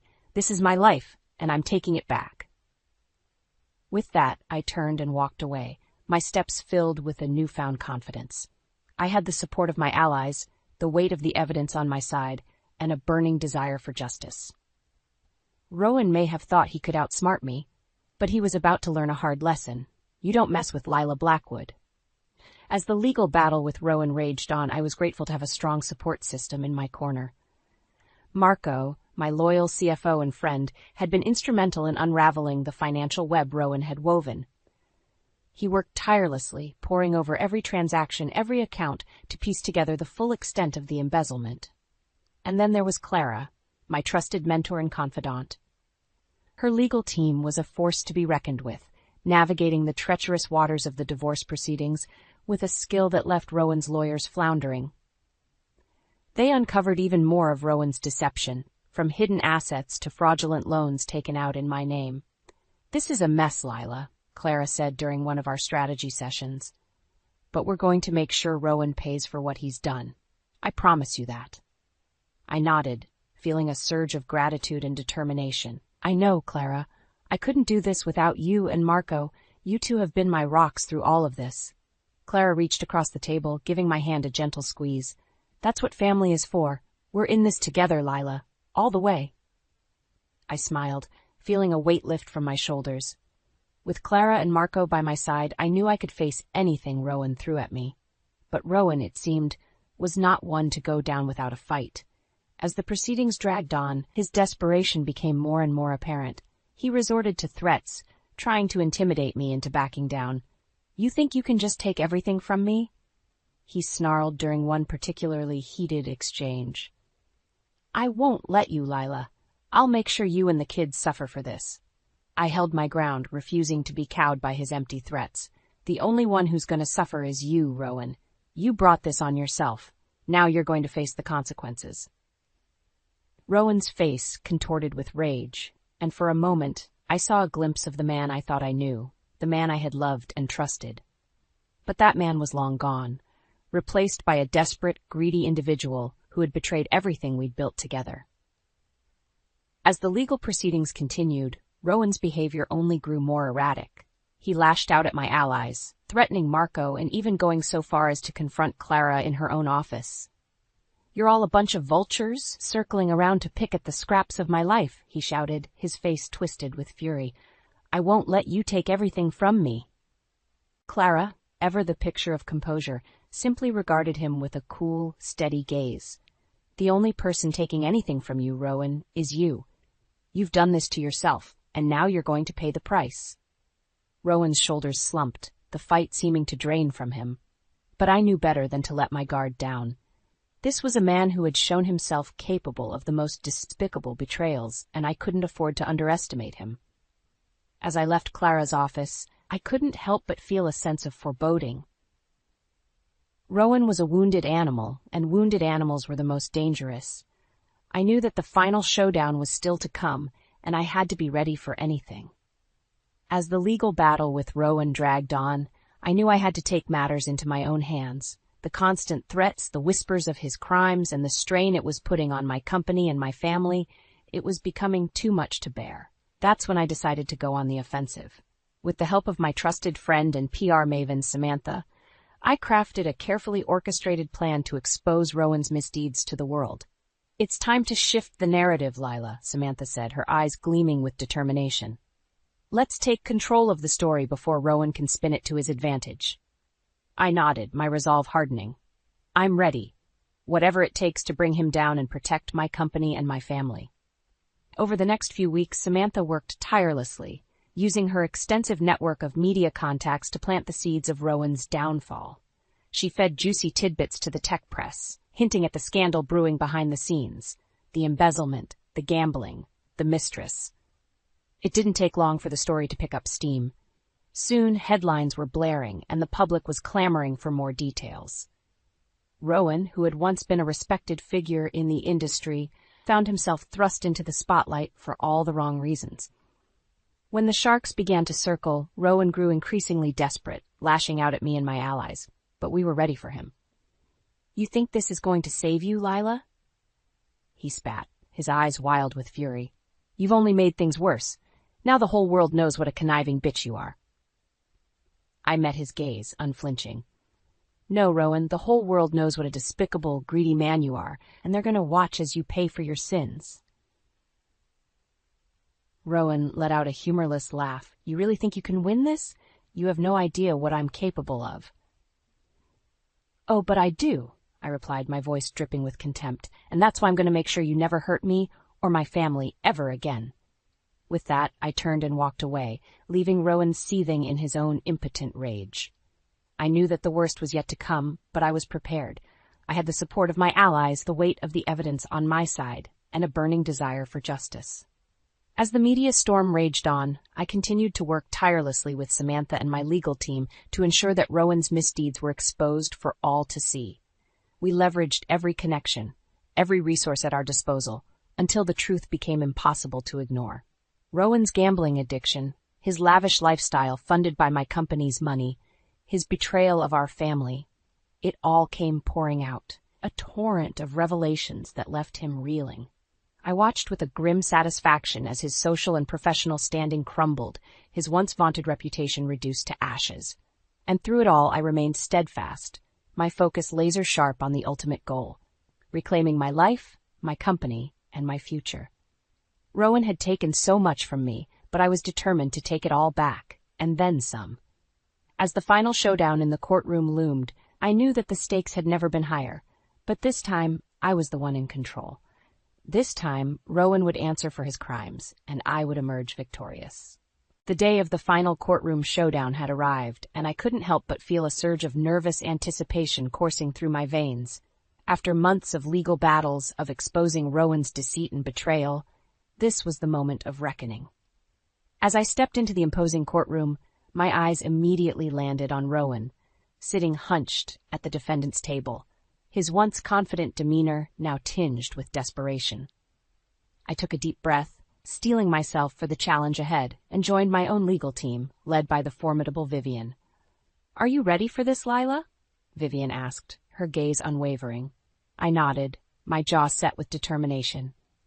"More than ready. Let's make him pay for what he's done." The proceedings began with Vivian laying out the evidence, the meticulous paper trail of Rowan's embezzlement, the damning financial records, the testimony of those he'd wronged. With each passing moment, Rowan's face grew paler, the noose tightening around his neck. But just when I thought the case was all but won, Rowan's lawyer pulled a surprise witness, June, the woman he'd been planning to run off with. As June took the stand, her eyes darted around the courtroom, a mixture of fear and defiance etched on her face. I didn't know the full extent of Rowan's crimes," she stammered. "I only found out about the embezzlement and his gambling addiction after he dragged me into his scheme." Rowan's lawyer pounced, sensing an opportunity. "So you're telling us that my client kept you in the dark about his illegal activities?" June hesitated, her gaze flickering to where I sat. "Yes, that's right, Rowan. He lied to me, just like he lied to his wife. I had no idea what he was doing until it was too late." The courtroom erupted in a flurry of murmurs, and I felt a surge of triumph. Rowan's carefully crafted web of lies was unraveling before our eyes. Vivian wasted no time in seizing the advantage. "So, Miss June, are you telling this court that you were an unwitting accomplice in Mr. Blackwood's criminal activities?" June nodded, her voice trembling. "Yes, that's exactly what I'm saying. I'm sorry for what I've done.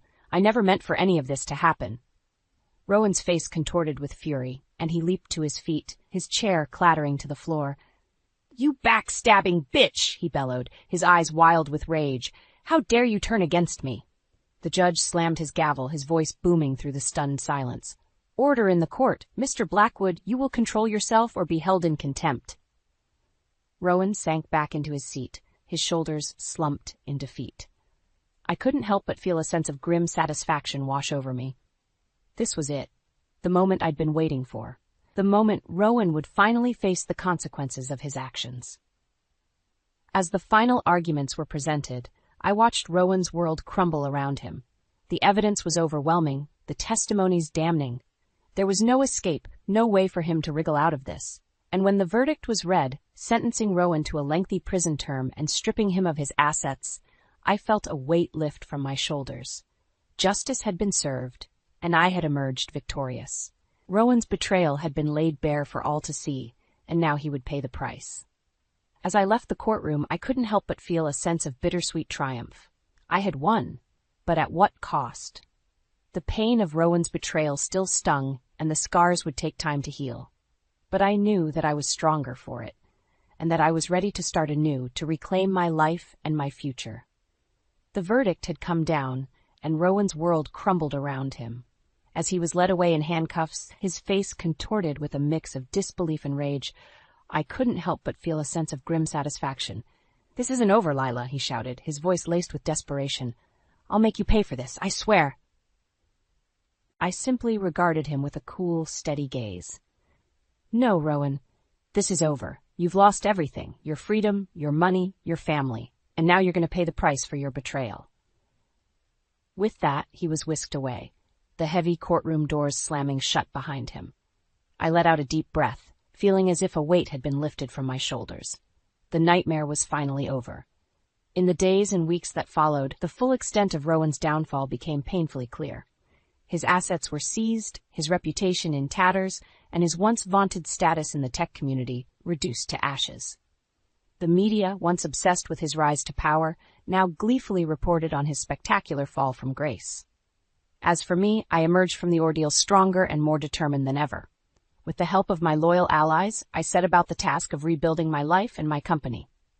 Marco, my trusted CFO, worked tirelessly to restore the financial stability that Rowan had threatened to destroy, while Clara's legal team ensured that I retained full custody of our children and a significant portion of our joint assets. "You've come out of this a warrior, Lila," Clara said, a proud smile tugging at the corners of her mouth. "Rowan thought he could break you, but you've proven him wrong. Now it's time to reclaim your life." I nodded, feeling a surge of determination. That's exactly what I intend to do. I won't let Rowan's betrayal define me. This is my chance to start fresh, to build something even better. And that's exactly what I did. With a renewed sense of purpose, I poured my energy into my company, steering it to new heights of success. I used my experiences to create a foundation dedicated to supporting and empowering other women entrepreneurs, ensuring that they never had to face the kind of betrayal and adversity that I had endured. As for Rowan, his downfall was swift and unforgiving. Stripped of his wealth and social standing, he found himself adrift, a pariah in the very community he had once dominated. Attempts to rebuild his life were met with scorn and rejection, a constant reminder of the consequences of his actions. I couldn't help but feel a twinge of pity for him, but it was quickly overshadowed by the anger and resentment that still simmered within me. Rowan had taken so much from me, and even now, as he languished in the ruins of his once gilded life, I couldn't find it in myself to forgive him. "You brought this on yourself, Rowan," I said, when he reached out to me one final time, his voice laced with desperation. "And now you have to live with the consequences." With that, I severed all ties, determined to move forward and never look back. Rowan's betrayal had changed me, but it hadn't broken me. If anything, it had forged me into a stronger, more resilient woman, one who was ready to take on the world and win. As the dust settled on the tumultuous events that had upended my life, I found myself standing at the precipice of a new chapter. Rowan's betrayal had shaken me to my core, but it had also forged me into a stronger, more resilient woman. I was determined to take back control of my life and my future, and that's exactly what I set out to do. With Rowan's assets and embezzled funds returned to me, I was able to not only stabilize my company but propel it to new heights of success. The public's sympathy was firmly on my side, and I leveraged that goodwill to secure lucrative contracts and investments. My team, led by the ever-reliable Marco, worked tirelessly to streamline operations and capitalize on the newfound momentum. It's like a weight has been lifted off our shoulders, Lila, Marco said during one of our strategy meetings. Now that Rowan's mess is behind us, we can focus on taking this company to the next level. I nodded, a small smile tugging at the corners of my lips. That's exactly what I intend to do, Marco. This is our chance to build something truly remarkable. And that's exactly what we did. Over the following months, I poured my energy into not only rebuilding my company, but also creating a foundation to support other women entrepreneurs. The Lila Blackwood Foundation, as it came to be known, was a passion project that allowed me to channel my experiences into empowering others who faced similar challenges. You're an inspiration, Lila. Clara, my trusted mentor, told me during the foundation's launch event. The way you've risen from the ashes of Rowan's betrayal is a testament to your strength and resilience. I felt a swell of pride, but also a twinge of bittersweet emotion. It wasn't easy, Clara. Rowan's actions nearly destroyed me, but I refused to let him win. This foundation is my way of ensuring that no other woman has to go through what I did. Clara squeezed my hand, her eyes shining with pride. And that's exactly why it's going to be a success. You've turned your pain into purpose, Lila. That's the mark of a true leader. As the foundation gained momentum, I found myself drawing strength from the women whose lives I was able to touch. Their stories of triumph over adversity, their determination to forge their own paths, it all served as a powerful reminder of why I had embarked on this journey in the first place. And then one day, as I was reviewing the foundation's latest initiatives, I received an unexpected call. It was Rowan, his voice tinged with desperation. Lila, please, you have to help me. I've lost everything, my money, my freedom, my reputation. I'm a pariah, and I have nothing left. I paused, my finger hovering over the end call button. A part of me wanted to simply hang up, to let Rowan wallow in the consequences of his own actions. But another part, a small, stubborn part, urged me to at least hear him out. What do you want, Rowan? I asked, my voice measured and calm. There was a long pause on the other end of the line, and I could almost feel the weight of his shame. I want to start over, Lila. I want to make amends, to try and rebuild my life. But I can't do it alone. Please, help me. I took a deep breath, my mind racing with 1,000 thoughts. After everything Rowan had put me through, could I really find it in myself to offer him a second chance? Could I, the woman he had betrayed so deeply, be the one to extend a lifeline? In the end, the decision wasn't as difficult as I had anticipated. Rowan, I can't forgive you for what you've done. The damage you've caused is too great, and the trust you've broken can't be mended. I paused, steeling myself for what I was about to say next. But if you're truly serious about starting over, about making amends, then I'll help you. On one condition. You have to be willing to work for it. Nothing will be handed to you this time. There was a moment of stunned silence, and then a faint, fragile voice came through the receiver. Thank you, Lila.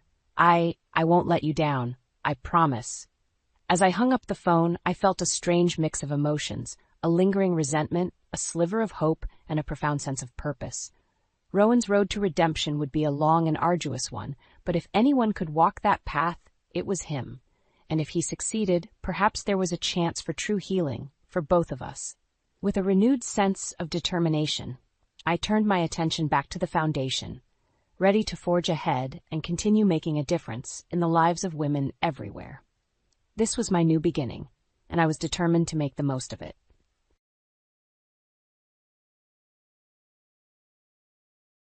You're going to have a baby girl, Milo declared, staring intensely at me with his big blue eyes.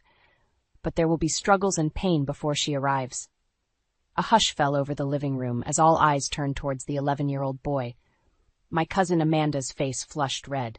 Milo, don't say such things, she scolded, flustered. I'm so sorry, Bryn. You know how kids can be with their wild imaginations.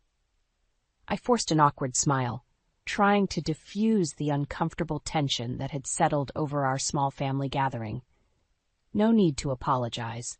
I'm sure he's just excited at the prospect of having a new little cousin to play with someday. Milo shook his head adamantly. I'm not making it up, Mom. I saw it clear as day, like I was watching a movie in my mind. An uneasy silence lingered as Amanda searched for the right response. Before she could find the words, little Milo continued. "The baby will be beautiful, Bryn, with dark curls and green eyes, just like you. But there's a fork in the road you'll face. One path is safer, but filled with regrets and what-ifs. The other leads to your daughter, but is treacherous. Obstacles from someone you trusted will try to block your way." My chest tightened as Milo's haunting words washed over me. There was a conviction in his tone that made the hair on the back of my neck stand up. For as long as I could remember, he had displayed an unsettling knack for making disturbingly accurate observations well beyond his years. Ever since Alex and I had started trying to have a child over a year ago, I couldn't help but envision our future with a house filled with the joyous sounds of little feet pattering across the floors. Was Milo's eerie prediction giving voice to the dream I had secretly been nurturing, or was this merely an overly fertile child's imagination gone wild? "Honey, you know Grandma gets worried when you say such peculiar things," Amanda said, her voice a frantic whisper as she tried to rein in her son's ramblings. But Milo's gaze remained transfixed on me, utterly undeterred. "You're strong, braver than you know, Bryn. When the dark clouds gather, don't lose your way. The rain will give way to a beautiful rainbow." I felt Alex's comforting hand on my shoulder, pulling me back to the present moment. He leaned in close, his warm breath tickling my ear. "Try not to dwell on it, babe. You know how worked up Milo can get with his overactive mind." Attempting to compose myself, I plastered on a smile and nodded. Yet no matter how fervently I tried to shake off Milo's foreboding words, they clung to me like a burr. A lingering sense of unease took root, leaving me wondering what turbulent road might lie ahead. The ding of the elevator signaled my arrival at the marketing floor where I worked at Harrison and Associates. Stepping out, I immediately spotted Alex huddled with a group of colleagues, going over analytics for an upcoming campaign. He looked up, and our eyes met. A warm smile crept across his face, his brown eyes crinkling at the corners in that way that never failed to make my heart skip a beat, even after 7 years of marriage. "There's my gorgeous wife," he called out as I approached. "Don't you all agree Bryn is a total knockout?" A chorus of laughs and agreeable murmurs followed from his coworkers. I felt my cheeks flush slightly at the compliment. "Well, aren't you just a sweet talker today?" I replied, planting a quick peck on his cheek.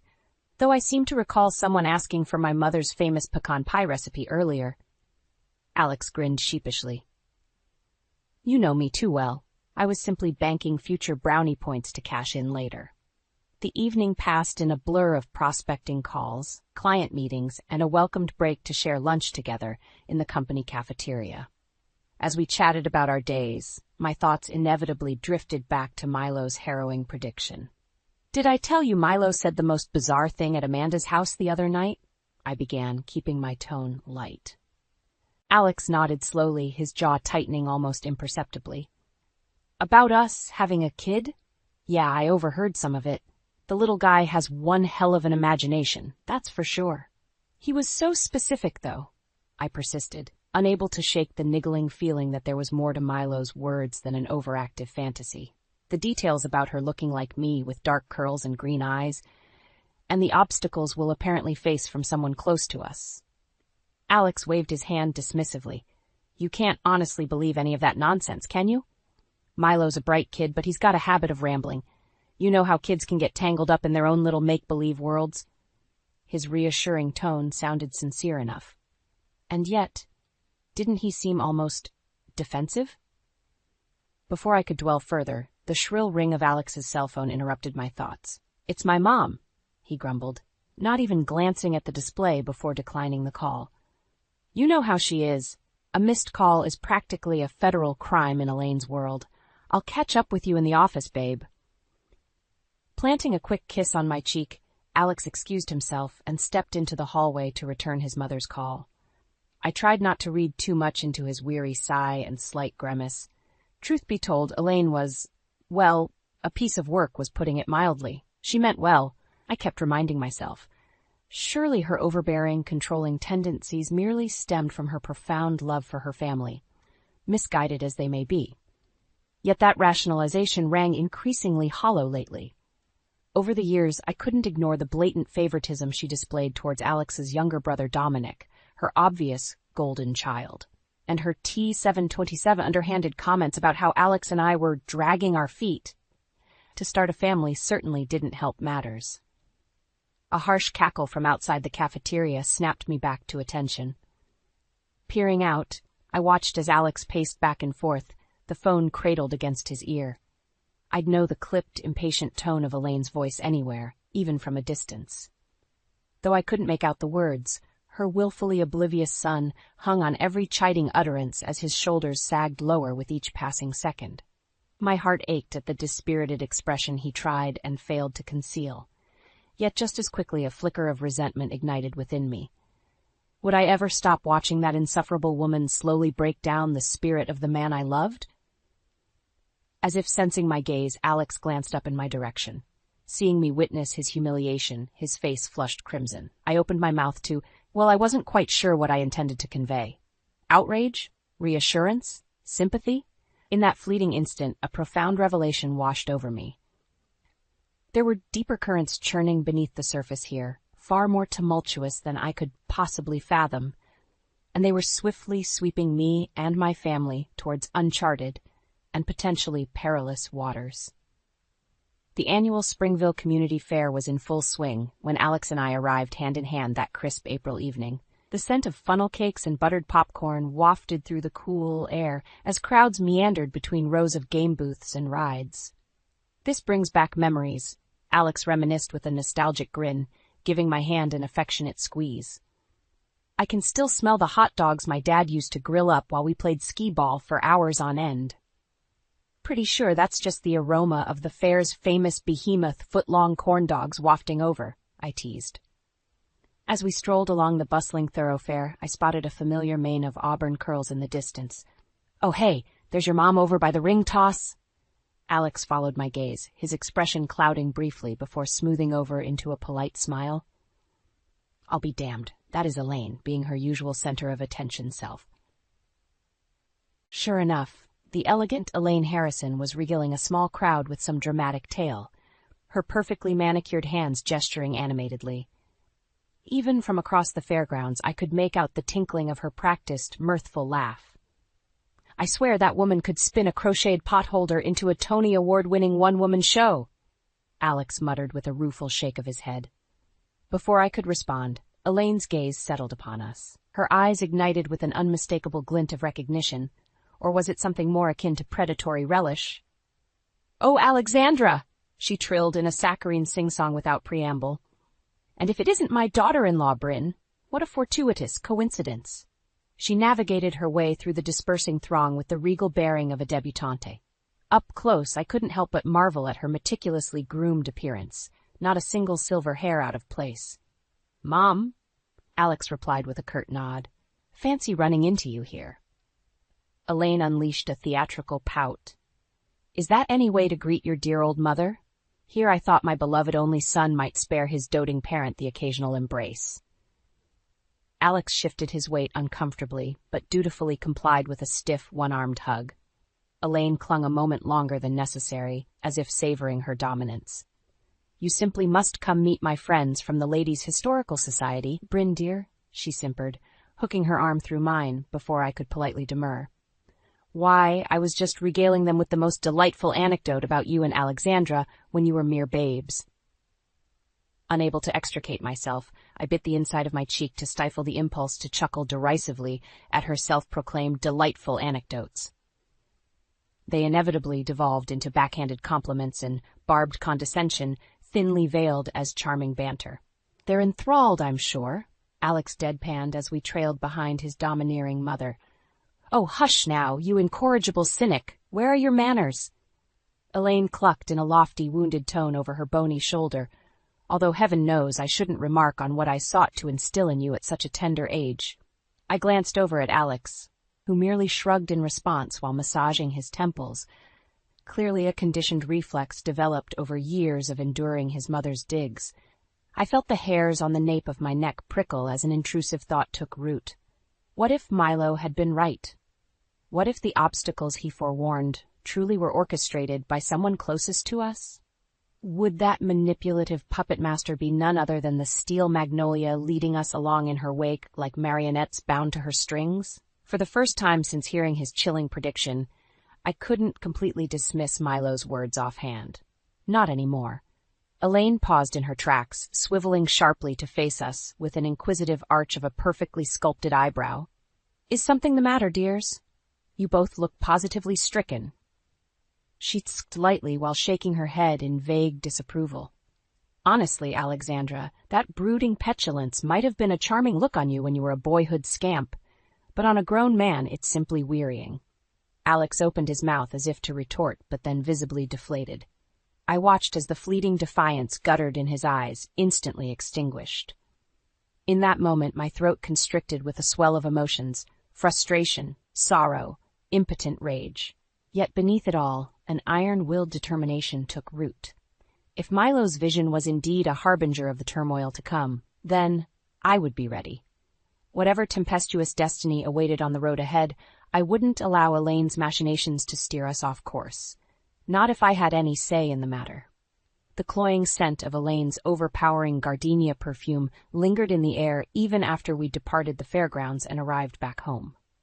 I wrinkled my nose in mild disgust at the phantom aroma, just one more layer to peel back in the ever-complexing enigma that was my mother-in-law.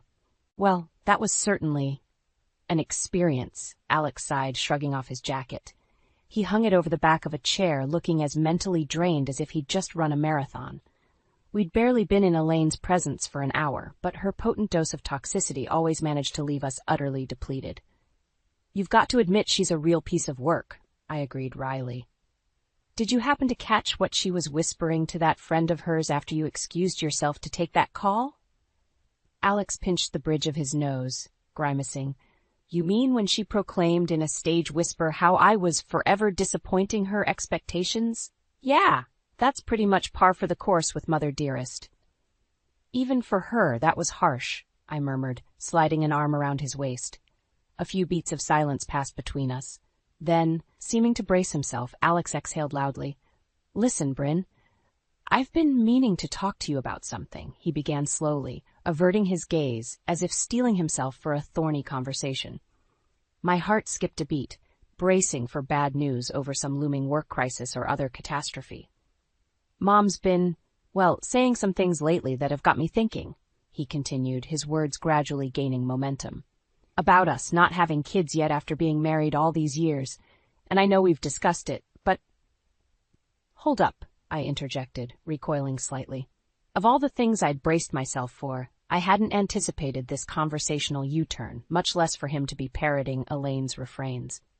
"Are you actually taking parenting cues from your mother right now?" Alex held up his hands in a placating gesture.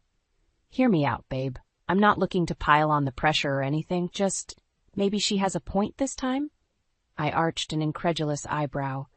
Elaine Harrison had permanently forfeited the benefit of any doubts from me long ago. "All I'm saying is, you can't deny the nonstop hints are starting to carry a ring of truth," Alex pressed on. "My brother's already knocked up wife number 2, with number 3 likely on the way before long. And here we are, hitting our mid-30s with not even the pitter-patter of one set of little feet around the house." An inexplicable lump formed in my throat as I dredged up the recurring ache that had taken root, the one I'd tried my damnedest to stifle over the past couple years. "You think I don't agonize over that every single heartbeat?" I shot back, unable to mask the desperation that had begun creeping into my voice. "Month after month of procedures and negative tests and putting on a brave smile for yet another baby shower?" Milo's recently prophesied words about our future child reverberated like a thunderclap. I could practically picture her in my mind's eye, just as he'd described. Dark ringlets framing an impish face, emerald eyes brimming with uninhibited joy and curiosity.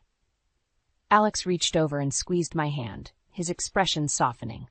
I hated how naked and vulnerable admitting my innermost yearnings aloud made me feel.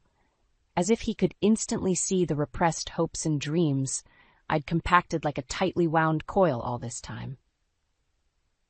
"I'm not trying to make this into a fight, Bryn. You know I want a baby just as much as you," he soothed in a gentler tone. "And for what it's worth, whatever Mom's warped motivations, she does have a damn good point this time. We can't just keep putting it off forever." I digested this in silence, fidgeting with the fraying end of a throw blanket just to avoid Alex's plaintive gaze. Of course, he was right. There was no sense in denying the growing void any longer. You're right, I conceded softly. A mirthless chuckle escaped my lips. God, I can't believe I'm actually saying this, but your mother may have inadvertently done us a favor here. One dark brow arched in bemusement. Come again? We're talking about the same Elaine Harrison here, right? Just hear me out, I said, holding up a finger as the first tendrils of revelation began worming their way into my consciousness. What if Elaine's constant needling wasn't just her being a nagging busybody, but something else entirely? Like she subconsciously knew this was one area she didn't have control over.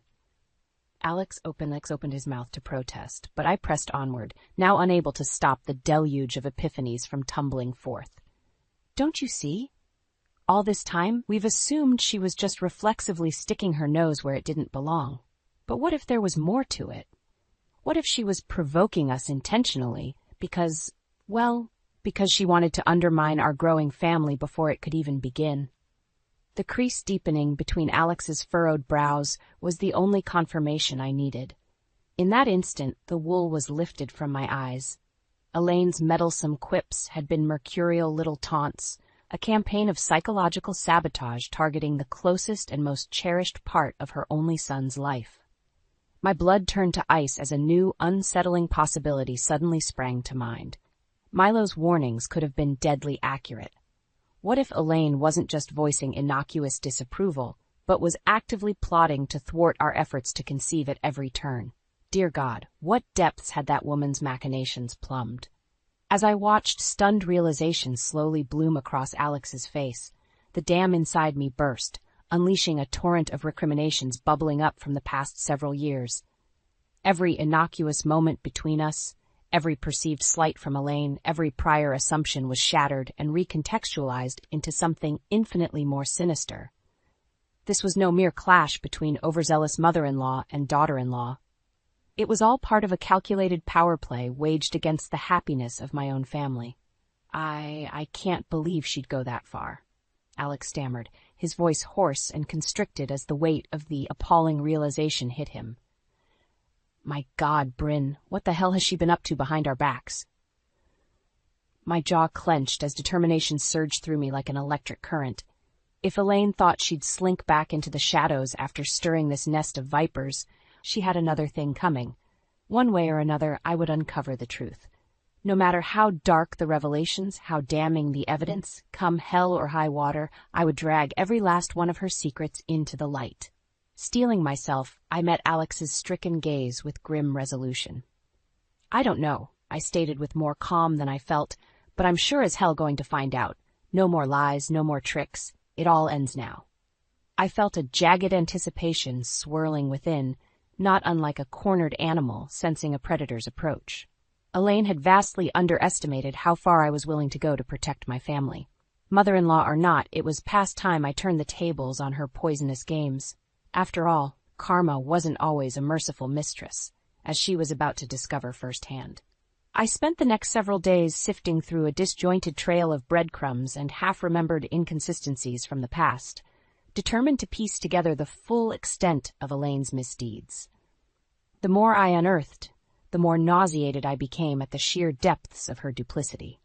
Heated discussions with Alex yielded recollections of misplaced medical files from his OB/GYN office and Elaine's repeated insistence on joining us for every fertility clinic appointment in spite of our protestations. Offhand remarks she made about the side effects of my prescribed medications began to take on more disturbing connotations. It was during a late-night Google binge that the final, damning pieces clicked into place. I sat bolt upright in bed, my heart pounding as I absorbed the information on the overview for Hypomatic, a medication primarily used to treat polycystic ovarian syndrome, but also routinely prescribed for infertility issues. Elaine had slipped it into her own casual references several times, randomly bringing up the drug's purported side effects of fatigue, nausea, and severe disruptions to a woman's menstrual cycle. My blood turned to ice as I recalled the protracted stretches of debilitating cramps and unpredictable spotting of the past few years. issues my OBGYN had repeatedly chalked up to stress or hormonal imbalances. All this time, we'd been inadvertently poisoning my chances of conceiving, but not by mistake, by insidious, premeditated design. "Alex," I hissed, shoving his slumbering form, "wake up, this is serious." 2 weeks later, I stared grimly at the faces of my assembled family and in-laws, mentally bracing myself for what was to come. Elaine primped and fretted over her doting audience as usual, clueless to the reckoning that awaited. I caught her mid-flow, skewering her with an unwavering look. "Elaine!" Her theatrical prattling cut off as abruptly as a record scratching. Surprise flickered across her features. "Why, Bryn?" she tittered, pasting on a look of sugary faux innocence. "What an unexpected interruption. You're being terribly rude, dear." I felt Alex shift his stance beside me, a tectonic plate preparing to unleash its fury.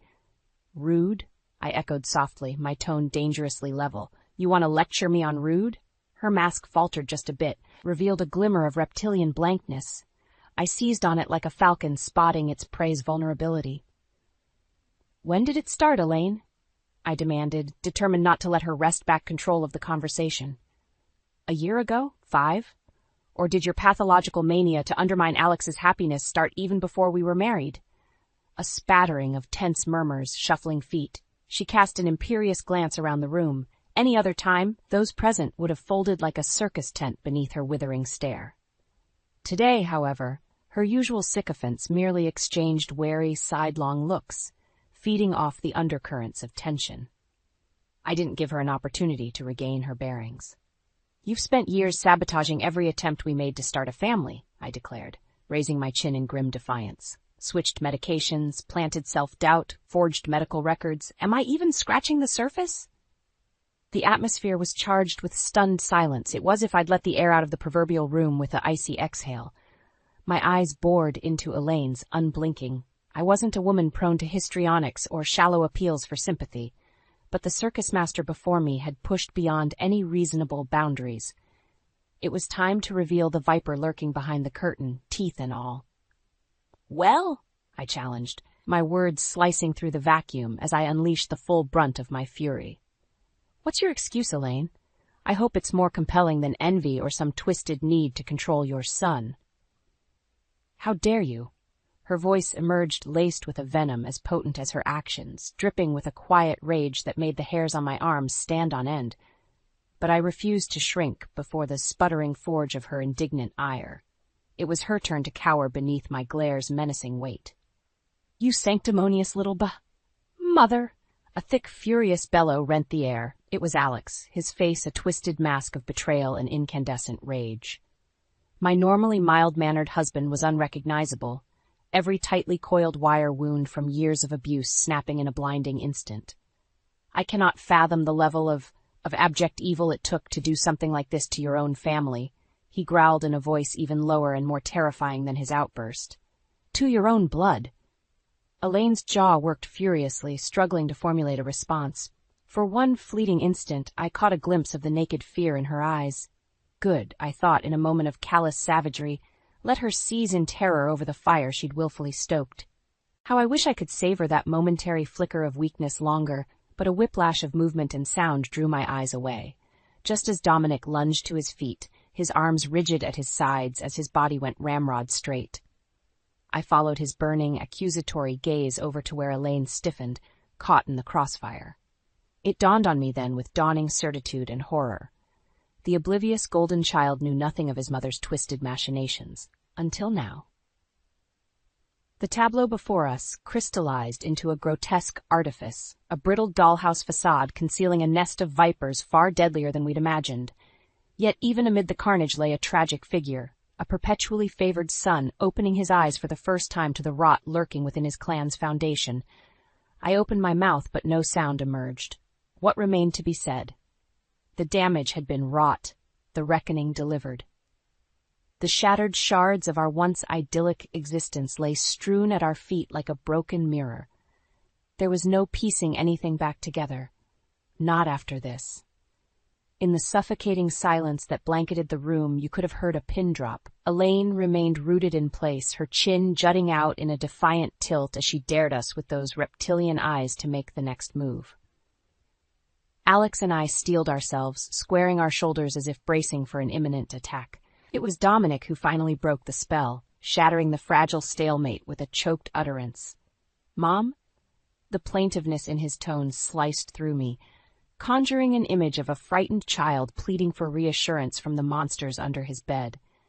My heart twisted in sorrow and impotent anger over the innocence that monster had shattered for us all. Elaine pivoted on her heel to face her youngest, her eyebrows arched in a look of haughty innocence that would have been convincing if not for the smear of panic telegraphed in her strained features. "Well, don't just gawk at me like one of your insipid beta fish, Dominic," she snapped with a derisive wave of her hand. "Your sister-in-law is clearly deranged if she thinks—" "Don't," Dominic interrupted, his voice hardening to a tone I'd never heard from the normally affable man. "I beg your pardon?" Elaine sputtered, aghast at the unaccustomed insolence from her favored golden child. Dominic swallowed hard, seeming to steady himself with a deep breath. When his gaze alighted on his mother once more, it smoldered with a quiet fury. "Don't insult me by denying it outright," he said in a voice as taut as a tripwire, "or try deflecting with empty insults about Bryn and Alex's imagined mental state." He took a halting step forward, each footfall like the weight of an immense burden being lowered onto his shoulders. "Not after hearing that horrific revelation with my own 2 ears." Elaine issued a soft cluck of disapproval, patting his cheek in an almost maternal gesture, utterly at odds with the circumstances. "Oh, pish, you're working yourself into such an unnecessary state over some baseless accusations." "Enough!" Dominic bellowed with such abrupt ferocity that even I flinched. Elaine recoiled, shrinking back a few paces from this heretofore unseen side of her offspring. "My God," he muttered, raking a shaky hand through his hair. "I don't even know who you are anymore, if I ever really did. What kind of twisted, unforgivable thing did you do?" His mother seemed to wilt further and further with each lash of his furious denunciations. She shook her head almost plaintively, as if desperately beseeching him to somehow understand. I'd witnessed enough toxic dissolution of family dynamics to recognize the dispiriting signs. Suspicion calcifying into immovable factions, once unshakable allegiances fracturing under the weight of ugly revelations. My jaw clenched as memories of my own parents' acrimonious divorce came rushing back like a surging tide. The writing was on the wall, spelling an all-too-familiar and heart-rending endgame that had unfolded again and again throughout my lifetime. The disintegration of what had once been a family unit into splintered shards. One wounded soul cowering under the tearful accusation of his betrayer's own offspring. Another puffing up in impotent rage at having his hypocrisy shattered beyond any hope of reconstruction. There were simply no winners to be had in such minefields. Only depleted souls sifting through the rubble, desperate for a path out of their fractured reality. Then Alex shifted his stance slightly beside me, and my gaze instinctively followed suit. What I saw in his eyes stopped me cold. A piercing look of singular determination, glinting like a naked blade being unsheathed. Gone was the wounded filial heartbreak over yet another of his mother's callous deceptions. In its place smoldered the stoic resolve of a man implacably set on a harsh course, whatever heroic defiance or scorched earth lay in his path. Not for the first time, I marveled at the depth of steely backbone that my husband possessed when finally roused from complacency. Few had the privilege of witnessing this side of Alex, but those who did knew to stand well clear of the blast radius. He caught me staring and responded with an infinitesimal shake of his head, so slight as to be imperceptible to the others. Those eyes locked onto mine pointedly, silently conveying a message of unspoken solidarity. This ends now. No more games, no more retreats. And as I searched his unyielding countenance for any vestige of weakness or ambivalence, a new emotion welled up from my core, a grim sense of vengeful duty spreading like an ink blot over my heart. He was right. In that instant, I knew there was no redemption left to be salvaged, no shattered remnants worth preserving. Everything had been irrevocably shattered. The path forward led through an inescapable point of no return. Our family's sole path to justice lay in that scorched earth stretched before us like a gauntlet, beckoning with the promise of a peace that could only be bought with retribution. No matter what merciless destiny awaited us there, One thing was certain. Elaine Harrison's days of treacherous machinations against her own blood were officially over. One way or another, this generational saga of lies and betrayal would end with us. Come what may, karma would finally be delivered its due. The days following our cataclysmic family confrontation passed in a blur. Elaine shored up what tattered defenses remained, alternating between feigning indignant outrage over our baseless allegations and meek supplications begging for reconciliation. Alex and I were having none of it. We'd glimpsed the noxious truth festering at his family's core, and there was no dispelling that miasma through appeasement or half measures. Dominic had fallen into a brooding silence in the aftermath, lost in the disorienting realization that the idyllic childhood he'd known had been an artifice erected on lies and betrayal. I ached for him, recalling how it felt to have the naive blinders ripped away from my own eyes during my parents' divorce. For his part, Alex had slipped into what I'd coined his thermal exhaust port mode, cool, taciturn, and entirely focused on systematically dismantling the adversary piece by piece. It was unnervingly at odds with the laid-back charmer I'd fallen for. But in these circumstances, I couldn't deny a fierce sense of gratitude for this ruthless new side of him. When he informed me of his meticulously mapped stratagem, I shuddered, not at the calculated zealotry, but from the glacial understanding that animated it. We were well and truly past the point of civilized recourse with Elaine. The time for polite niceties had expired. The first salvo came 4 days after the fracturing, as I'd begun calling it. Alex invited Elaine to a cleared-the-air lunch, ostensibly to give her a chance at a truthful explanation for her appalling actions. Like a moth drawn to a flame, she readily accepted, clearly self-deluded enough to believe she could slither her way out of judgment through artful obfuscations and crocodile tears. Upon her arrival, she was ushered not to a private dining room as expected, but through a service corridor leading to a sealed conference room. There, assembled around a long table, sat a grim-faced tribunal. Alex, Dominic, and 6 other individuals whose stern visages I recognized from the various legal filings accumulated over the past several weeks of clandestine preparation. Elaine faltered, a flash of stunned unease momentarily shattering her poise before the courtly mask was repositioned. "What is the meaning of this unseemly gathering?" "Have a seat, Elaine," Alex stated flatly, gesturing towards a lone chair positioned before the panel. She bristled, drawing herself up in affronted hauteur. "I will do no such thing until someone—" "Mother?" Dominic's rumbled rebuke stopped her cold. He regarded her with undisguised umbrage, as if staring at something distasteful stuck to the bottom of his shoe. My heart clenched painfully at the depth of his barely restrained contempt. This time Elaine's mask slipped entirely, if only for an instant. The naked hurt and bewilderment etched across her features would have seemed pitiful if I didn't recognize it for what it truly was. The desperate lashing out of an inveterate manipulator being cut off from her supply lines. "Dominic," she croaked, reaching out a placating hand. "Surely you can't." "Just sit down, please," he ground out, unable to even maintain eye contact any longer.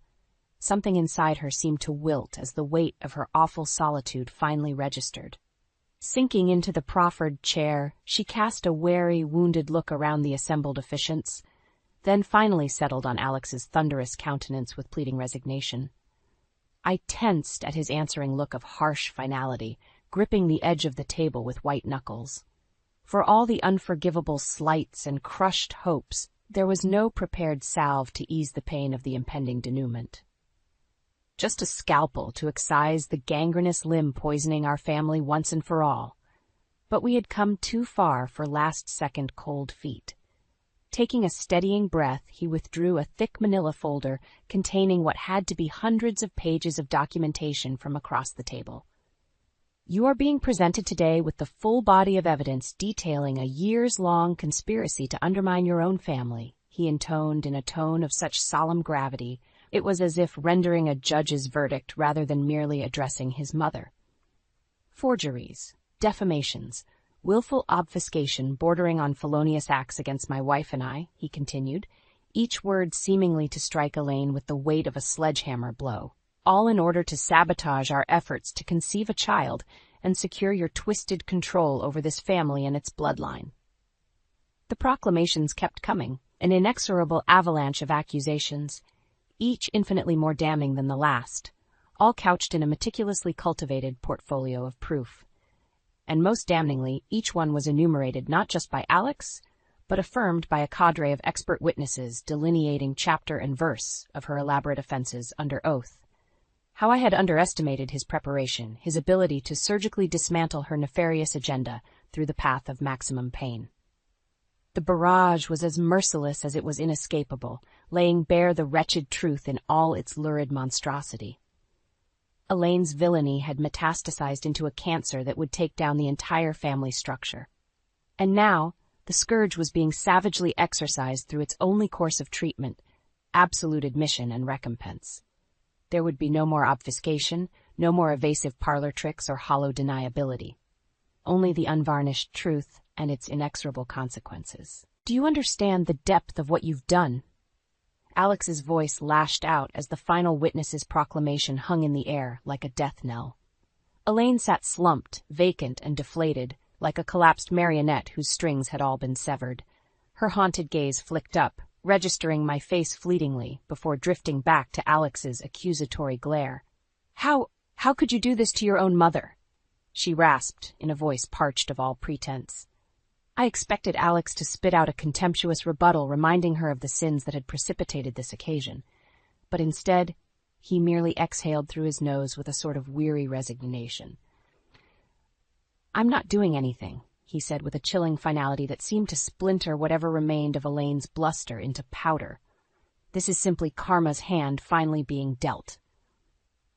Then, in front of God and the assembled witnesses, Elaine Harrison, once imperious matriarch and merciless puppeteer of our family's fate, crumbled into silent, bitter weeping.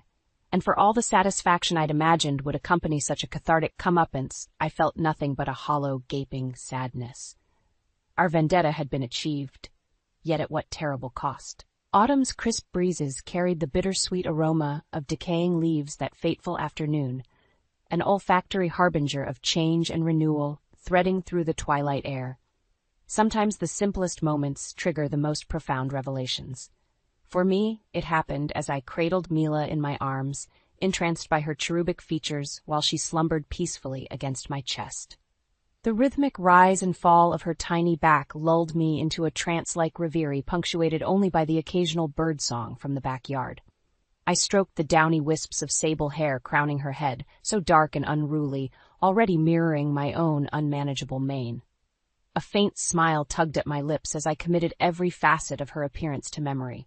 Her rosebud lips, the faint dusting of freckles stippled across her elfin nose, even the little crease that furrowed between her eyebrows whenever she fussed. Most of all, those long-lashed eyes that had captivated me the instant they'd opened to gaze up at me in the delivery room. Not a muddy hazel like her father, but rather a striking peridot, the color of new spring grass. I tensed reflexively as a lock suddenly clicked downstairs. All it took was the faintest rustling from the hall to rouse Mila from her slumber, prompting a sleepy gurgle and soft coo. Within seconds, Alex's looming shadow materialized in the nursery's doorway, his face melting into a beatific grin. "Hey there, Munchkin." He crossed to us in 2 strides, bending to drop a tender kiss to Mila's crown. "Keeping your mama company while she holds down the fort? And what adventures did you get up to out in the big wide world today?" I teased, tipping my chin up to accept his lingering kiss. As he drew back, I couldn't help but bask in the glow of adoration warming his eyes. That same enamored look that never failed to reduce me to a giddy puddle even now, almost 9 years into our marriage. "Nothing too exciting," he murmured, settling onto the armchair beside us, while casually unbuttoning his collar. A soft chuckle rumbled in his chest as Mila instinctively swiveled her head towards the sound of his voice, already enthralled. "Just the usual media sales pitches and schmoozing clients over catered lunches," Alex continued with a wink in my direction. "But enough about me. This little peanut is clearly the star of the show today." He cocked his head to regard Mila's saucer-like gaze trained upon him. "You been behaving yourself for Mommy while I was away, Shortcake?" I chuckled mirthfully at his sing-song tone, the very picture of a besotted new father delighting in his offspring. When Mila's tiny hand emerged from beneath her swaddle to bat playfully at his face, Alex sputtered with unbridled elation. "Oh, I see how it is, Missy. Trying to rough up your old man right from the outset, huh?" We relished in Mila's ensuing giggles, joyous peals of laughter ringing out like silver bells in the peaceful hush of the nursery. In that instant, it was as if all the heartache and torment of the preceding years had been banished to a distant, cobwebbed recess, lost amid the simple rapture of being present with those dearest to you. As Mila's laughs subsided into intermittent coos, I caught Alex's eyes flitting towards the antique crib positioned in the corner.